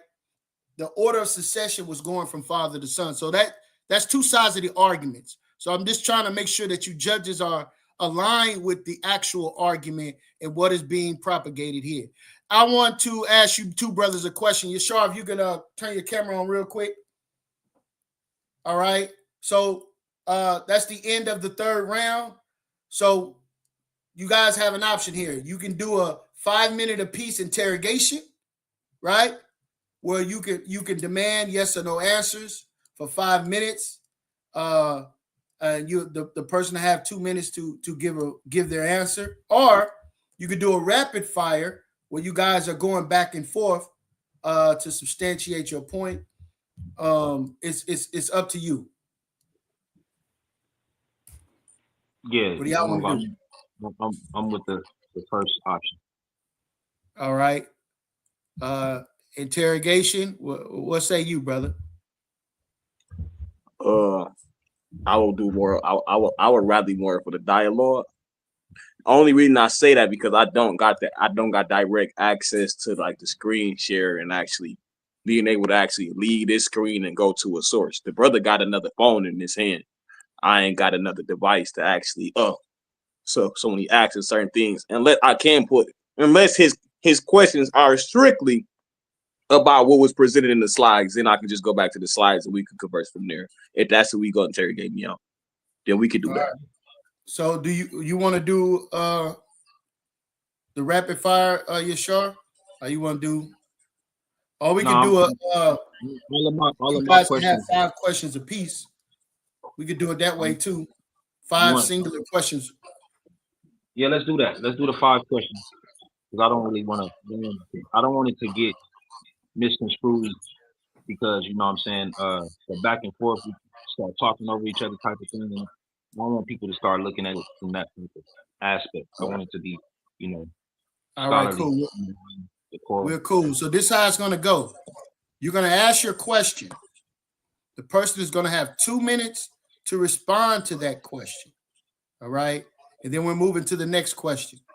All right. You're going to have 5 questions in a row. Then it's the other person's turn. We started with the brother. Now we're going to start with you, Yashar. You'll be able to ask your questions first. Ask your question. The brother got 2 minutes to respond. If you want a direct yes or no, specify that, and then the person can expound on that yes or no. All right. Gotcha. All right. So let me get the clock going. For the 2 minutes. Matter of fact, when you ask the question, I'll start the clock. Okay. Is the 5th century before 10,000 to 12,000? Well, 12,000 to 10,000 BC? No. Question 1. My turn. You don't want to expound on that, bro? No. Right there. No. I had information going from the 10th century to the 5th century BC. Like, we also where you already addressed it. So I know what you're alluding to. So let me at least make this a little entertaining at least. Because I know what you're alluding to. You alluding to that your information is somehow older than my information. I literally show linguistically how the Hebrew came last.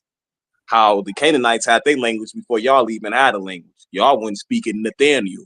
On the historical level, you can play the indoctrination game all you want with your doctrine. According to Kemetic doctrine, the Sar reigned for 10,000 years.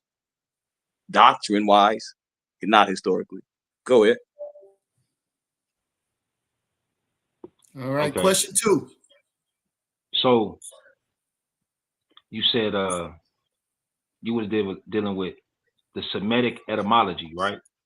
Mm-hmm. Okay. And so according to your information, it referred back to Shem, right? No, the etymological word that it came by that Semitic comes from directly is Semitisk, which is a German word. Mm-hmm. So the Germans, can you source that the Germans outside of what the scholar said, can you source the origins of that word with the German language?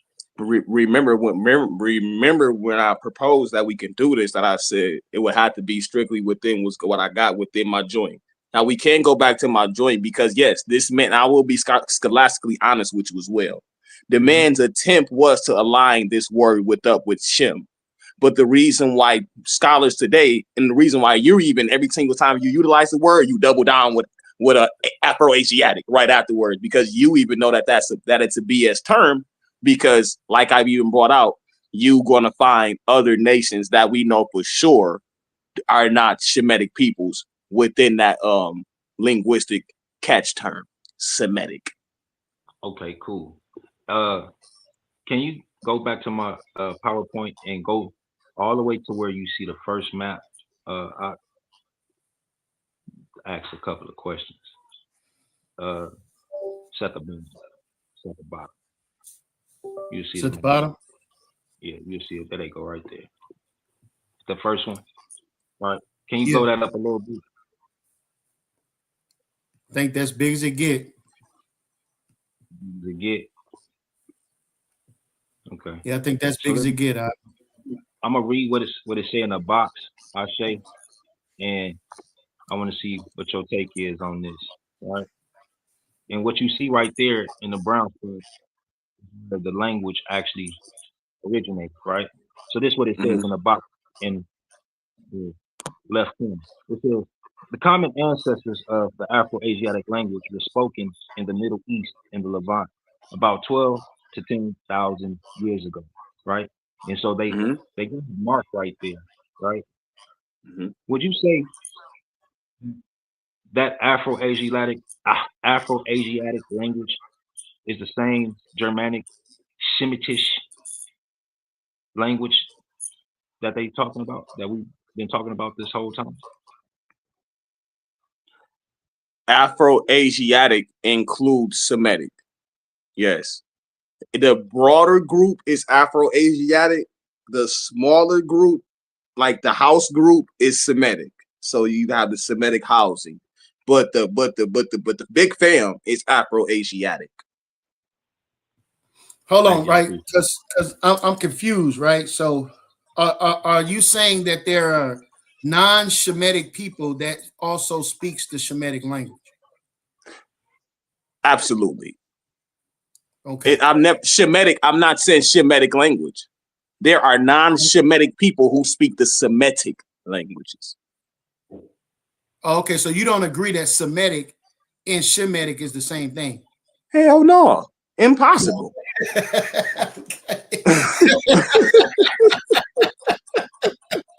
Okay. All right. All right. So that's my third or my fourth question. Which one? All right, go ahead. You got it, bro. You got it. I think I got one more. I got two. Yes, sir. You got one more. He got one. Yeah, I thought he only got three. That was your third question. Okay. Yeah. All right. So I ain't gonna even do that. Okay, so last question, right? So you were speaking about how, you know, the Akkadians and the Ugaritic, right?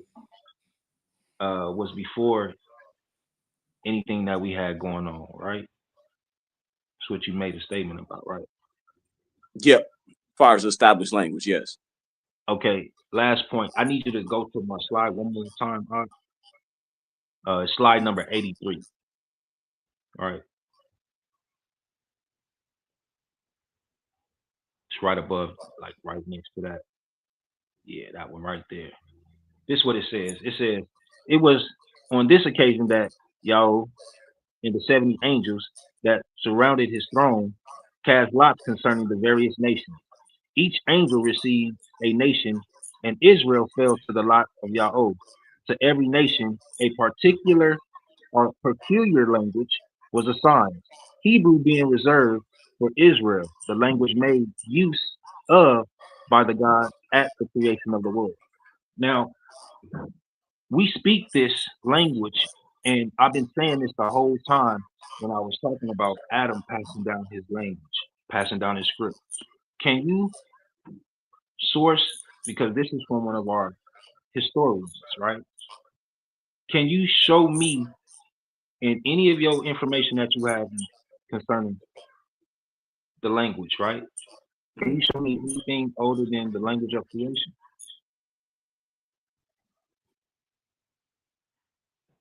I don't deem nothing as the language of creation. I don't subscribe to that thought process. That's completely doctrine. That's like I'm always going to compare when I say these type of things too. That's like me saying, can you show me anything older than the who in the commission, which is the equivalent of the word that brought everything into existence. It existed within their pantheon too. So like, I know I don't subscribe to your doctrine, so I would not consider Hebrew as the word of creation. There's like, come on, Hebrew ain't even the word. Gotcha. All right. So that's the first round of the question and answer segment. Asad, it's on you now, brother. Okay. My first question was going to be this. In the table of nations, are the Akkadians set up by Nimrod, of course, Akkad? Is Akkad and in Babel belonging to a Shemitic people, originating with a Shemitic people? No.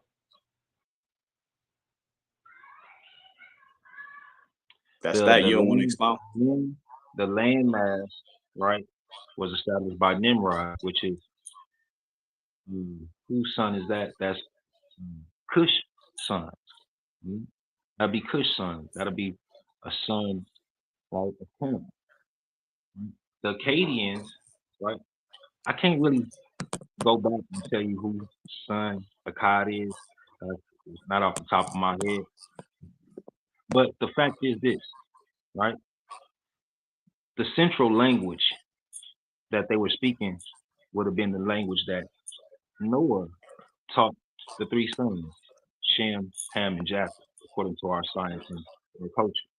So it makes sense that when these people venture out to Babylon and into the land of Akkad that became the Akkadians' land, they would be speaking the Shemitic script. You know why? Because Shem was the teacher. Shem was the priest. He was Melchizedek. So this is why you see the name so attached to a broader language like that, because of our priest. That's my answer. Okay, my second question.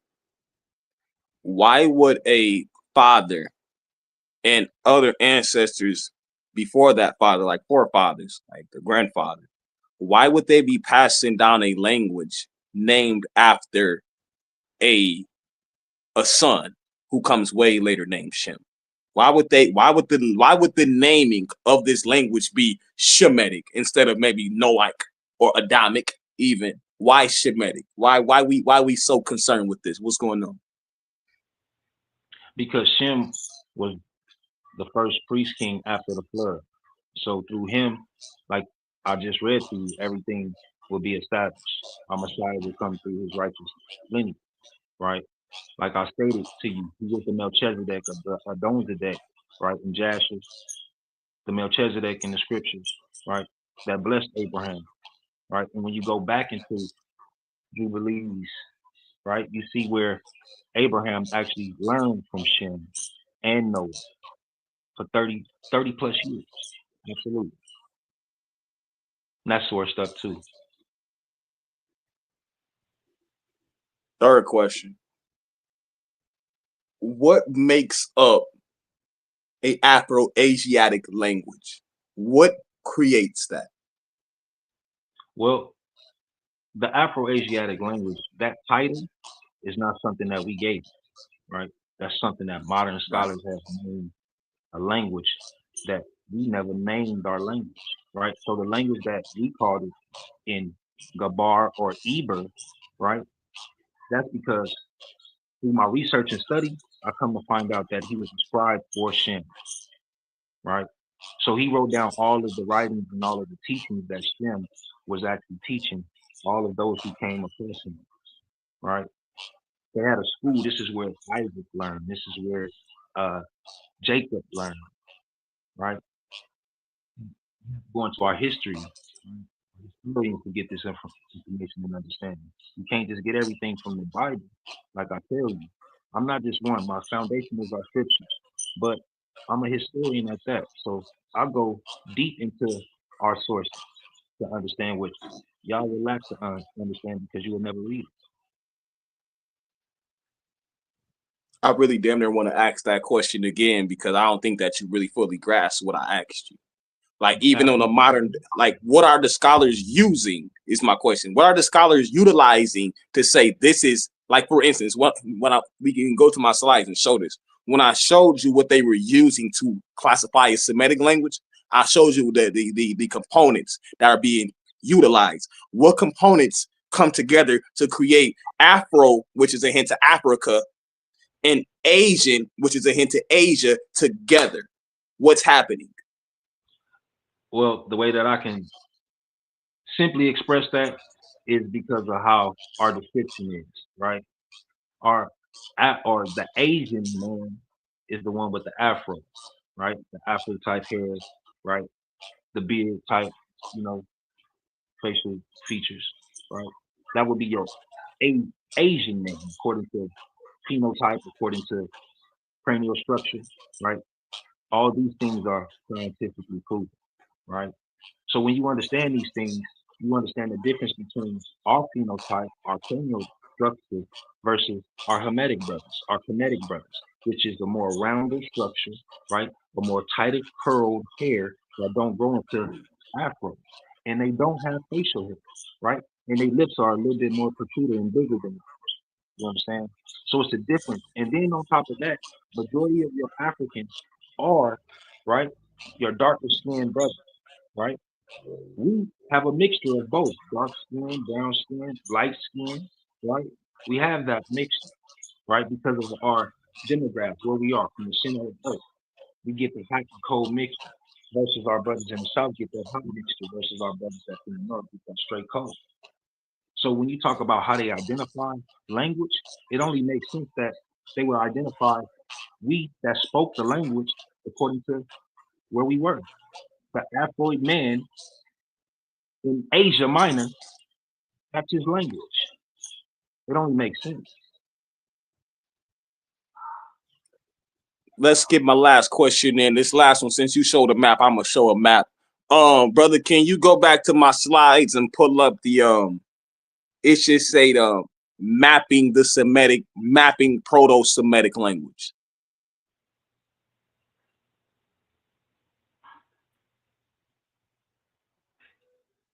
It's gonna have a map on it. It's towards, it's more upward.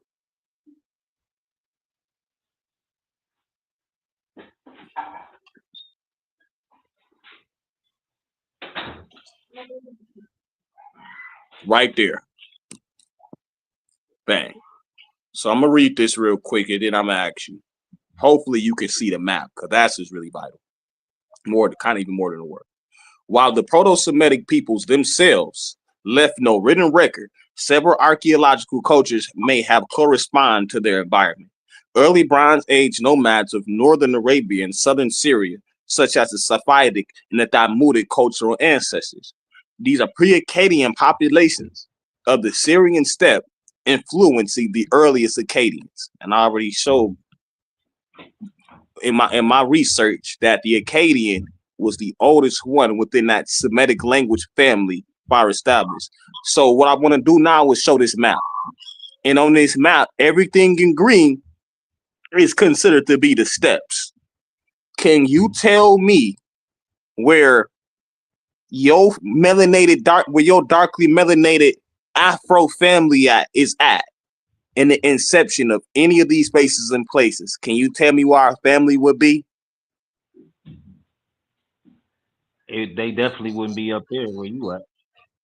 So let me answer it according to my maps. Go Okay. take that down. Jeremiah, can you go back to my maps, please? And I'll answer it according to the maps that I got, right? Because where you was at, that was, man, you talking about mountains, cold. There's no Asiatic language up there, bro. But we're gonna show it what it is, right?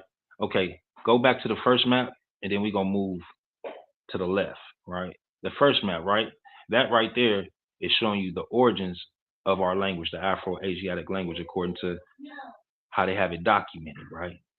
So move to the left, boom. The next slide.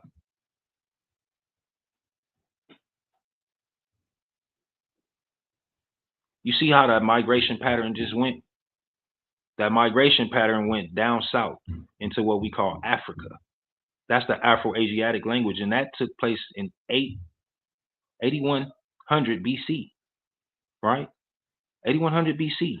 So now we see in the Afro-Asiatic language migrate into what you call Africa, still called the Afro-Asiatic language or Shemitic language during that time period, because that's the time period that Shem's people started to migrate into Shem's land.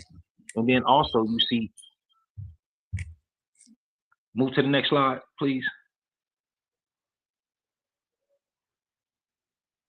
At that point in time, right, now you're going to see, excuse me, right, this is 8000 BC, right? At this point in time, now we have the South Afro-Asiatic language. We still haven't got to the other languages just yet, right? I'm talking about time period. Next slide, right? Right here, we're talking about 6000 BC, right? So now at this point in time, we have the North Afro-Asiatic language, which is called the Semitic, which is in green. Then we have the African North Afro-Asiatic, which is in, look like a goldish color, brownish color. Then you have the South, which is in purple, which is the Cushitic and the Omitic. These are all still Afro-Asiatic languages, bro. So when you start talking about the Akkadian language, right, that has no weight on our script. It has no weight. We're talking about a time period from 10,000, 12,000 into the last one, 5,000 BC. Again, the Akkadian is Shemitic. So I didn't have to mention Akkadian or Babylonian language because that's what they spoke. They spoke a Shemitic language and wrote a Shemitic script.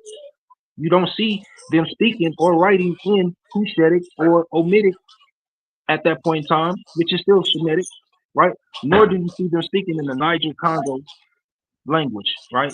Which is the language that you speak of, the Click language, which is the South African, right? That's not a Afro-Asiatic language, nor was that the language that they were speaking in the Akkad, nor was they speaking in Babylon. So, this is getting very intriguing to me because, even my whole reason for even asking you what I even asked you, and cut me off if I'm being a little too long-winded, brother. Even the reason I even asked you what I asked you, far as the establishment of the Afro-Asiatic languages, because through my research, we even find that the Afro-Asiatic languages are set up because of Semites bringing their language and make script to the African continent, intermingling with those peoples, making the Afro-Asiatic. Have you ever took any of these languages, such as maybe even Kemetic? And then you had a question, brother. I'm glad you said something. You had a question, brother. All right. All right. So listen, man. It's very important. I know you like me to forget it. I know you're gonna bring it up. So here you go. Back on. Listen, man, it's very important that I don't want this conversation to go over people's heads, right? And that's why I was attempting, in between rounds to try to surmise these points as you guys was jumping back between the Shalom and the Melchizedekian conversation. Listen, man, you brothers did a great job. Hey, vice versa. This was tough. Yeah, man, I respect it, bro, for real. right? And this is what this is what we about at the Source Debate League, man, is bringing scholastic conversations. It's the debaters don't always deliver, all right, and sometimes it's a damn landslide, all right. But I had to give it to you, brothers. You brothers fought it out, a good fight, and we're gonna go to the judges now. For some reason, we have lost one of the judges, and I'm gonna make sure that when I find her, yeah, you're gonna get introduced to Lord Megatron, all right? But we do have Pro Rizzo in the building. We do got Elder Maharaka in the building. Elder Maharaka, you there?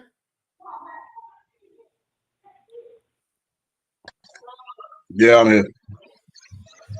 All right, brother. Pro Rizzo, you there? Unmute your mic, bro. Yeah, I'm here, bro. All right, man. So before you brothers deliberate on your judgment, what did you brothers think about that debate, man?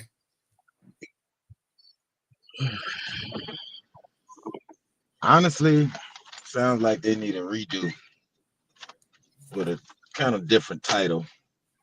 Same subject, just a different title. That's my opinion. I think that spent a lot of time on the language, but not necessarily giving substance that's necessary to prove these points. But I'm gonna reserve the rest of my opinion about this when it's time to get a final rendering. All right. All Other right, than Mahar. that, good back and forth. Yeah, good back and forth. Maharaka. Kind of agree with Don, but I was trying to, because I ain't gonna, I want to apologize, man, because I got the plumbing going on. It's crazy, man. So, I really don't even want to judge because I had plumbing issues and my brother-in-laws came over here. I mean, it just was chaotic, bro. So I really don't want to, really just give a fair judge. I mean, a wrong judgment. You feel me? Like, y'all both sound like y'all know what y'all's talking about. You know what I'm saying? And if you don't understand, if you don't know what y'all talking about, you just gonna be sitting over here zoned out. I'm saying, but I'm gonna And tell man, you, and that's why I attempted to, kind of hone in on certain points as I was listening, man. As debaters, right? We have to make sure that we're conveying our point, because one thing I noticed about the so-called conscious community, one thing I noticed is they credit brothers for being able to talk over people's heads, right? And using terminology and dialects that's above people's head. In the Israelite community, we honor brothers who can take a complex topic and simplify, right? So we like the exact opposite of when I'm looking at both of the communities. It's important in debates to make sure that we're conveying our points as digestible as possible, man. So I just wanted to say that. So Maharaka, you saying you don't want to give a deliberation? Is that what you're saying, brother? well, I mean, this. I'm trying to formulate in my head. Hey, listen, man. You deal with your plumbing problems on your own time, brother. What the hell's wrong with you, brother? Oh, I'm supposed to be in the smelly booty world. My family, we can't take a dump, nothing, brother. Are you serious, Yeah, brother? man. Yeah, man. Come on, man. Get it together. Huh? Wilding. One, it may seem a little. I'm gonna be a little biased. I can't refrain. I'm a Bible man, right? I'm listening to the arguments, right? I'm trying to. Are we talking about Melchizedek? Who is Melchizedek? Where's his origin? You know, tying into the language, right? With defining his name, deity Zedek, and is that in connection with Melchizedek, as we learn in the scriptures in Genesis, and then we have Hebrew, and I'm hearing him being Shem. I'm hearing, all these breakdowns of who. Yeah. Hold on a second, man. We're not gonna do that, right? Hey, so respectfully to both debaters, this is what I propose, right? Because we also lost the third judge, right? So what I'm suggesting is a postponed deliberation for Sunday. We'll fire it back up on Sunday and give a deliberation. And we would love to have you brothers back. Like Pro Rizzo said, defining maybe a different topic or redefining this topic. We would love to have y'all back. But I suggest, y'all brothers tell me what y'all think, for a postponed deliberation for Sunday concerning this particular debate at hand. Listen, I was paying attention, okay? I know what the hell you Negroes were talking. I know the brother went to damn second Enoch. This brother went over here to goddamn the Legend of the Jews. I was paying attention. Yeah, I seen that. I seen that too. I heard the brothers, right. Speaking against questioning and. But since Maharaka's over there dealing with the doodoo worlds, I've been listening. You don't want your biased judgment, brother. I've been dealing with the doodoo worlds, bro. We can't deal with the biased judgment, bro. I've been listening. I'm a Bible man. I'm gonna go with the Bible guy. No, we're not doing that. Okay? No. I respect that. I'm listening. I'm listening to the argument. I'm just being honest, right? But if you're saying, if you're attaching Melchizedek to a Hamitic God, I don't see that nowhere in the scriptures. I don't see that. Well, man, the brother made a hell of a goddamn argument. I'm telling you right now. The brother made a hell of an argument. He definitely was giving an argument. I just have to again sit down without any distractions and just really but that's why hear a summary of what you was bringing out. That's why I'm suggesting. That's why I said I really don't want to give a judgment. You know what I'm saying? Right. Yeah, because you over there dealing with the doodoo worlds. We understand, bro. Okay. I like that. I like that suggestion. You know that's dope. Post the video, and then leave it up for Sunday, and then we come back and we do we make another video with the judges circle. Yeah, that's dope. That's dope content too. I've got a proposal I like to bring to the stage to this. I would like to interrogate both of the debaters on some key points in this argument. Yeah, okay. Can we do that? I'm with that. All right. So here's the first question. In your first rounds, and I'm gonna direct this at Yashar first. Somewhere around the 1 hour 50-minute mark, you actually went to the word Melchizedek and you took us to the Hebrew, correct? Yes, sir. All right. So to the next opponent, in your first round, you gave us several different origins for the word Melchizedek, correct? I gave several different origins for the words Zedek and Shalam on the chronological level, not Melch. I did step into Melch though when I was naming the kings. That should be that's gonna be in the first slides, couple slides. You go see the kings venerating Zedek, actual people like the kings of Sidon. Right, you see that on the screen, right? So Zedek, what is Zedek? Zedek was an ancient Canaanite deity from where I'm coming from. Canaanite deity. Okay, and what era did that Canaanite deity derive? It derived at around about 1200 to 1400 BCE. This was around the time that they formulated Zedek. And where does Melchizedek fall in line in history? Who you talking about, the biblical figure or the just the word itself? I mean, that's what y'all arguing. Saying no, that Melchizedek, because one man is coming from a biblical narrative, line. One's not. You just said he was a Canaanite deity. Well, it's on the screen, Don. He has King. No, I'm just asking him because I've got notes here. I'm asking him That's because I got cool. notes. I'm trying to answer you as correctly as I can, brother. So I'm not coming from a biblical narrative. I'm coming from a historical narrative, just dealing with the Canaan, with what we consider quote unquote Canaanite kings and the deities in the Ugaritic cycles itself. We're dealing with history, not scripture. Yeah, so Okay, it would be king, and then the veneration of the deity, which is I don't even, that's not even what I'm asking him. I'm asking him about this deity.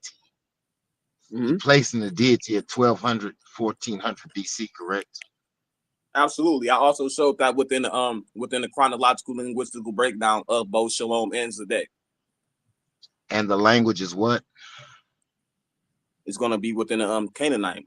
We consider to be Ugaritic as well. What Canaanite, and what language would that be? That's Did you going to tell be us in the Ugaritic first language. round? You said Ugaritic. Did you bring us a proof text for that? A source for that? Just keep primary on going. source? 1 second, brother. Just keep on going. We can go to the go to my slide. Go ahead, go to the chronological understanding of Zedek. Okay, we can go to Shalim first. I don't mind dealing with Shalim because I got scholarly backing after both of them. So I deal with the Proto-Semitic first, and then we deal with the Akkadian 2500. Where do I got? Okay, over here. Bang. Ugaritic, 1400 to 1200 BCE. We go see right there. Shalim, root meaning, well-being, completeness. A divine name or epithet. Shalim, the evening star deity, twin of Shahar. Go to the next slide after this, please. Nope, let's go to, nope, it's just a scholarly backing behind Shalim.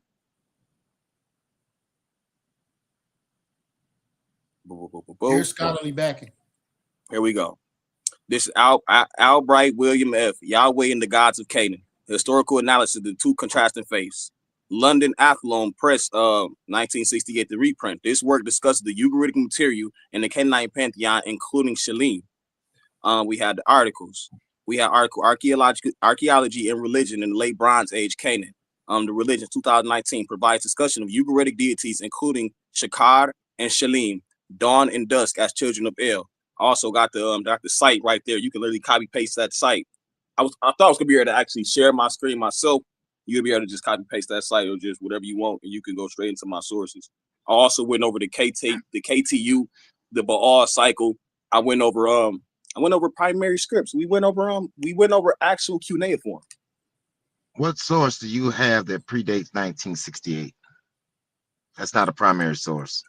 The cuneiform. Okay, go back up. Go to the cuneiform. Bang. Concerning that deity. Okay, that's exactly. Okay, cool. That's cool. Go back up. One more slide up, brother. One before this. Okay, bang. In the city of the Ugaritic, Rosh Hashanah text written in the Ugaritic cuneiform named Shalim as a deity. Shalim appeared as the god of dusk and sunset, twin brother of Shahar, the dawn. Both are described as the children of the high god El and the consort Ashira. Both are seen here suckling Ashira. Let's go to the next slide. This is what he wants. Nope. Next slide. We're gonna be in the cave. We're gonna be showing us the stones. Back up or down? It should be going downward. Bang. So we gonna go to the KTU. Do what 100 God list offering text. KTU 1.78. To Shahar and to Shalim, the great gods. This shows that Shalim was actively worshipped with code offerings, not just a mythological figure or simple greetings. You have the text right here for yourself. We can go to the right. Fragmentary cult text mentions Shahar and Shalim in associated ritual provision, confirms that they had temple service. Also, KTU 1.92 lists gods of invoked and ritual texts. This includes Shahar and Shalim, who are siblings. The source would be Nicholas Wyatt, the religious text from the Ugarit. We can go to the next slide. So I also introduced what KTU even means. Yeah. You know, my issue is as a judge, I'm listening to this. You got a 1200, 1400 BCE, roughly, approximately. You're placing you say a Ugaritic deity somewhere around 2500 BC in your slides. You actually have that. You didn't read it. This is a deity from 2500 BC. But you're saying this Where is that at Melchizedek my is a person. slides? You just had it up. Can you go back to my slide and see where I got 2500? That's a deity in 2500 BC. Yeah, if you'll back up a few slides, you'll see it. Yeah, go. You can go ahead, brother. Show me what I'm missing. I mean, it's your information. I'm just looking at it. You making the claim though.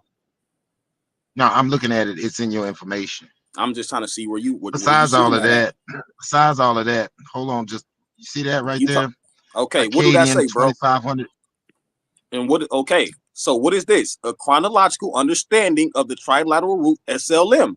We have the Proto-Semitic, and we have the word that they were using. Then we have the Akkadian, Sumu. It meant well-being, safety, prosperity. Sumano, gift of well-being, also used as a diplomatic tribute. It turns to a deity when we go to the Ugaritic, brother. SLM root meaning well-being. But you're saying the linguistics, though. Let me bring it out. The linguistics. Let me bring it out, bro. I'm not asking you to argue. I'm doing this for a reason, bro. Because we see that it's a deity. That is a deity in 1400 BCE. Isn't that before the Iron Age, bro? When I got the Hebrews listed. That's irrelevant. How is it irrelevant? That's what this whole debate is about. But see, when you start playing around in the area of linguistics, what you're doing is you're saying that the word Melchizedek related to a deity goes back to Akkadian 2500 BC, and I've not heard you make that connection in this whole debate. That's not the claim I made, not one time. But you mentioned it. No, I never said you mentioned that. I never just said like that. In your first round, you brought a recording. You brought a recording in your first round that really didn't help your argument at all. How really didn't? This is what you call loaded language. You didn't make the connection between. Respectfully, this dude kind of disrespectful. This ain't the type of back and forth I want to have. Like this, like if you want to debate, bro, I'll kick your ass, fam. No cap. All right, hold on, man. Hold on. No cap. Well, that's interesting because no cap. Like all you gotta do is register for the smoke, bro. I'll take you down. You do realize you're talking to one of your judges, right? That's cool, bro. Like I don't even need you judging me, fam. We're not respectful. You mad disrespectful and it's giving mad bias, bro. You weird, fam. Well, I'm about to get a little bit more disrespectful. Your whole stance. Hey, you putting words in my mouth. Hold on. Can I say something? Hold on a second. I mean, I want to question Yashar, and I want to question the brother on these points. I don't want to be interfered with as a source exec. I really don't want to be. I need y'all to stand down. These are just questions. That's all they are. These are just questions. I want to ask Yashar. Hey, Paul Rizzo, can I say something real quick, bro, before you go? That man poor. I'm in the middle of doing a deliberation. I know, but let me just say something real I don't quick, need you to do that. I'm just asking Yashar and this brother. I am a judge. Basic questions. You try to debo the judge. And since you didn't want to read, since you're dealing with Roto-Rooter, figure give us some fresh air. Man. You know what I'm talking about? Don't think I wasn't taking notes. You know what I'm saying? I don't think I wasn't taking notes, brother. You know what I'm saying? I'm about to say something, then you could. You could. Yeah, man. I just don't want this. I just don't want the conversation to turn left, man. All right. It's just the general questions. That's all these are. These are general questions that a judge is looking at. I know, but you can't. You trying to debo the whole joint, bro? Chill out, man. Only thing I was gonna say is that I don't know what you mean by that. Say something These right are just quick, general. Can I say something, Dawn? These are general questions. All right, so and I don't think I interrupted you, Mahar, while you were talking, Judge, Your Honor. I don't think I interrupted you, Your Honor. Now, if you want some of this smoke, you can be my guest, and I'll welcome you in for some toast and kick your behind party if you want some of this smoke. You understand me? Hey, bro, ain't nobody worrying about you, bro. Okay. Hey, okay. Y'all both agreed for Mr. Diabolical right here to question y'all, right? Y'all both agreed. He agreed, and you agreed. Yeah. You know what I'm saying? Yeah. So he got this bag because the man was questioning him about what he's talking about. Dawn the magic wand to be quiet, right? I was taking notes about his historical sources and how you go into the linguistics, you taking a word Salim and trying to make it so Shalom and just because it sounds the same or look the same doesn't mean it's the same thing, brother. Right. You know what I mean? And even in his sources that I was looking up, you know what I'm saying? It did not My phone attach died. My bad. Melchizedek. It didn't attach Melchizedek to none of that in those books and things that he was pulling up. Well, look, man. This is what I want to do, right? Respectfully to the panel, right? I want to have this. I want to postpone this judgment till Sunday, man. If you brothers are free, I don't really want to dive off into any more questions because I don't want to muddy the water. I think it was a great show, man. I mean, I think it was a great show, bro. I think it was a good fight, man.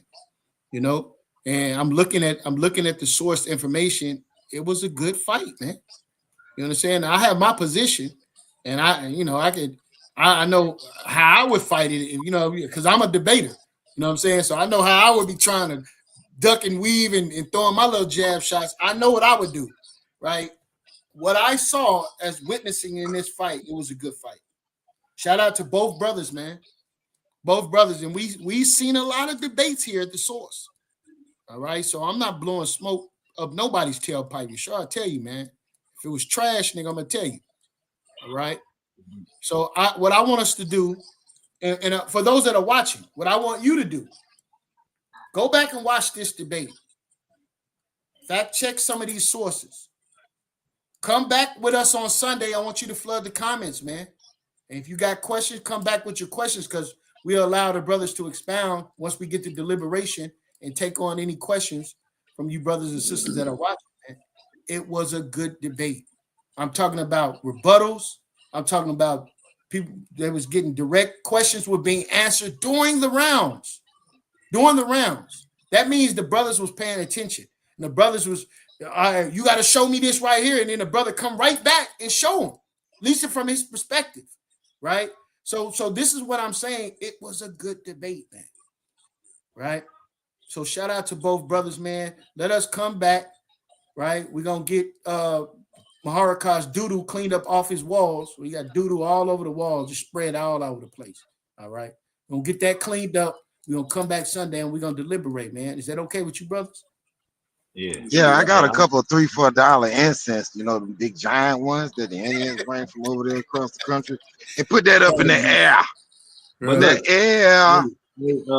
Don, no, but you know what I'm saying? I don't know if bro want to steal, but I'll address your questions. What you got? I know. Well, I just wanted to. I just wanted we got to. 7 o'clock, I just brother. basically wanted to fill the air. Now. There's nothing. There's nothing. Tomorrow, there's no one particular point with me. It never is. Although I have much more I can say, but I just wanted to get, right down to the ground of the premises with the questions that I asked y'all, and that's really all it was. You know what I'm saying? Great debate, good back and forth. I like the exchange. It wasn't no dead space. Y'all definitely came prepared. Neither one of them got through their slides, bro. Them bros was clipped up. I'm looking at both of them, man. Yeah, was clipped up, boy. Yeah, when you're prepared, you clipped up. You can't get through them all. I can't never get through them all. So, good job. I'm glad I witnessed this. Yashar, good to see you back in the saddle, bro. Cracking that whip. I like that. And to the other brother, did pretty good. You fought, good showmanship. I like that. You wasn't intimidated. A lot of people get scared on that mic. When that button go red, it's a different story. But tip from Pro Rizzo. Yeah, I'm off the mic though. Yeah, sorry, man. I definitely want to get out of here, bro. You know what I'm saying? We about to get this tournament started in January, man. I want you involved, brother. You impressed me today, all right, brother? I appreciate that, brother. Ain't no doubt about it. Yes, sir. Yes, sir. Man. Listen, man, you good. If I brought you through, man, you good, man. Yeah, man. Yeah, man. Just you got to get used to brothers like Pro Rizzo. No. The thing about it is, bro, is when you get. I just sat up here for a whole 2 hours and something, bro, and I ain't never like. It's just some stuff that he was saying. Like I never say that stuff. Like even on the like, I can't wait for you to post this though, so we can even look back. Like, yeah, dog ain't never say that. What was he saying? You go see it all on the playback though. Like it's gonna be a lot on the playback. It's live on YouTube right now. That's what I'm saying. You do like, realize it's live I on can YouTube. just rewind everything you said, right? You know that, right?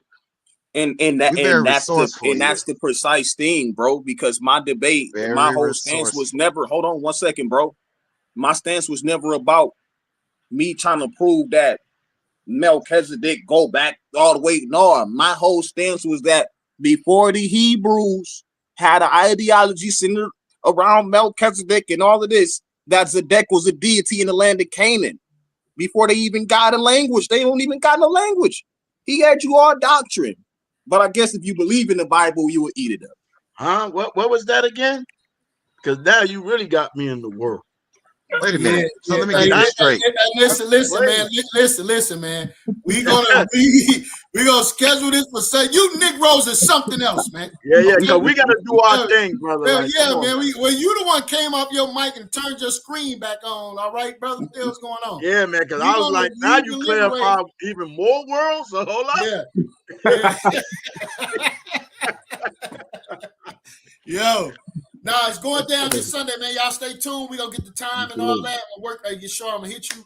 You know what I'm saying? Yeah, this was dope. This was dope. We gonna get it in, man. Good looking out, bro. Way to hold it together. You know what I'm saying? Absolutely. For sure. Good looking for bringing me out, bro. This was dope. For sure. All right, man. Peace and blessings, man. We gonna get that thing rescheduled, man. I look to talk to y'all soon. Listen, man. For those that are watching, we about to come back, man, with a on that Gentile salvation, man. So stay tuned, man. Peace and blessings. Hey, send me the link. I'll jump on the Got you. All different type of information every week. Let me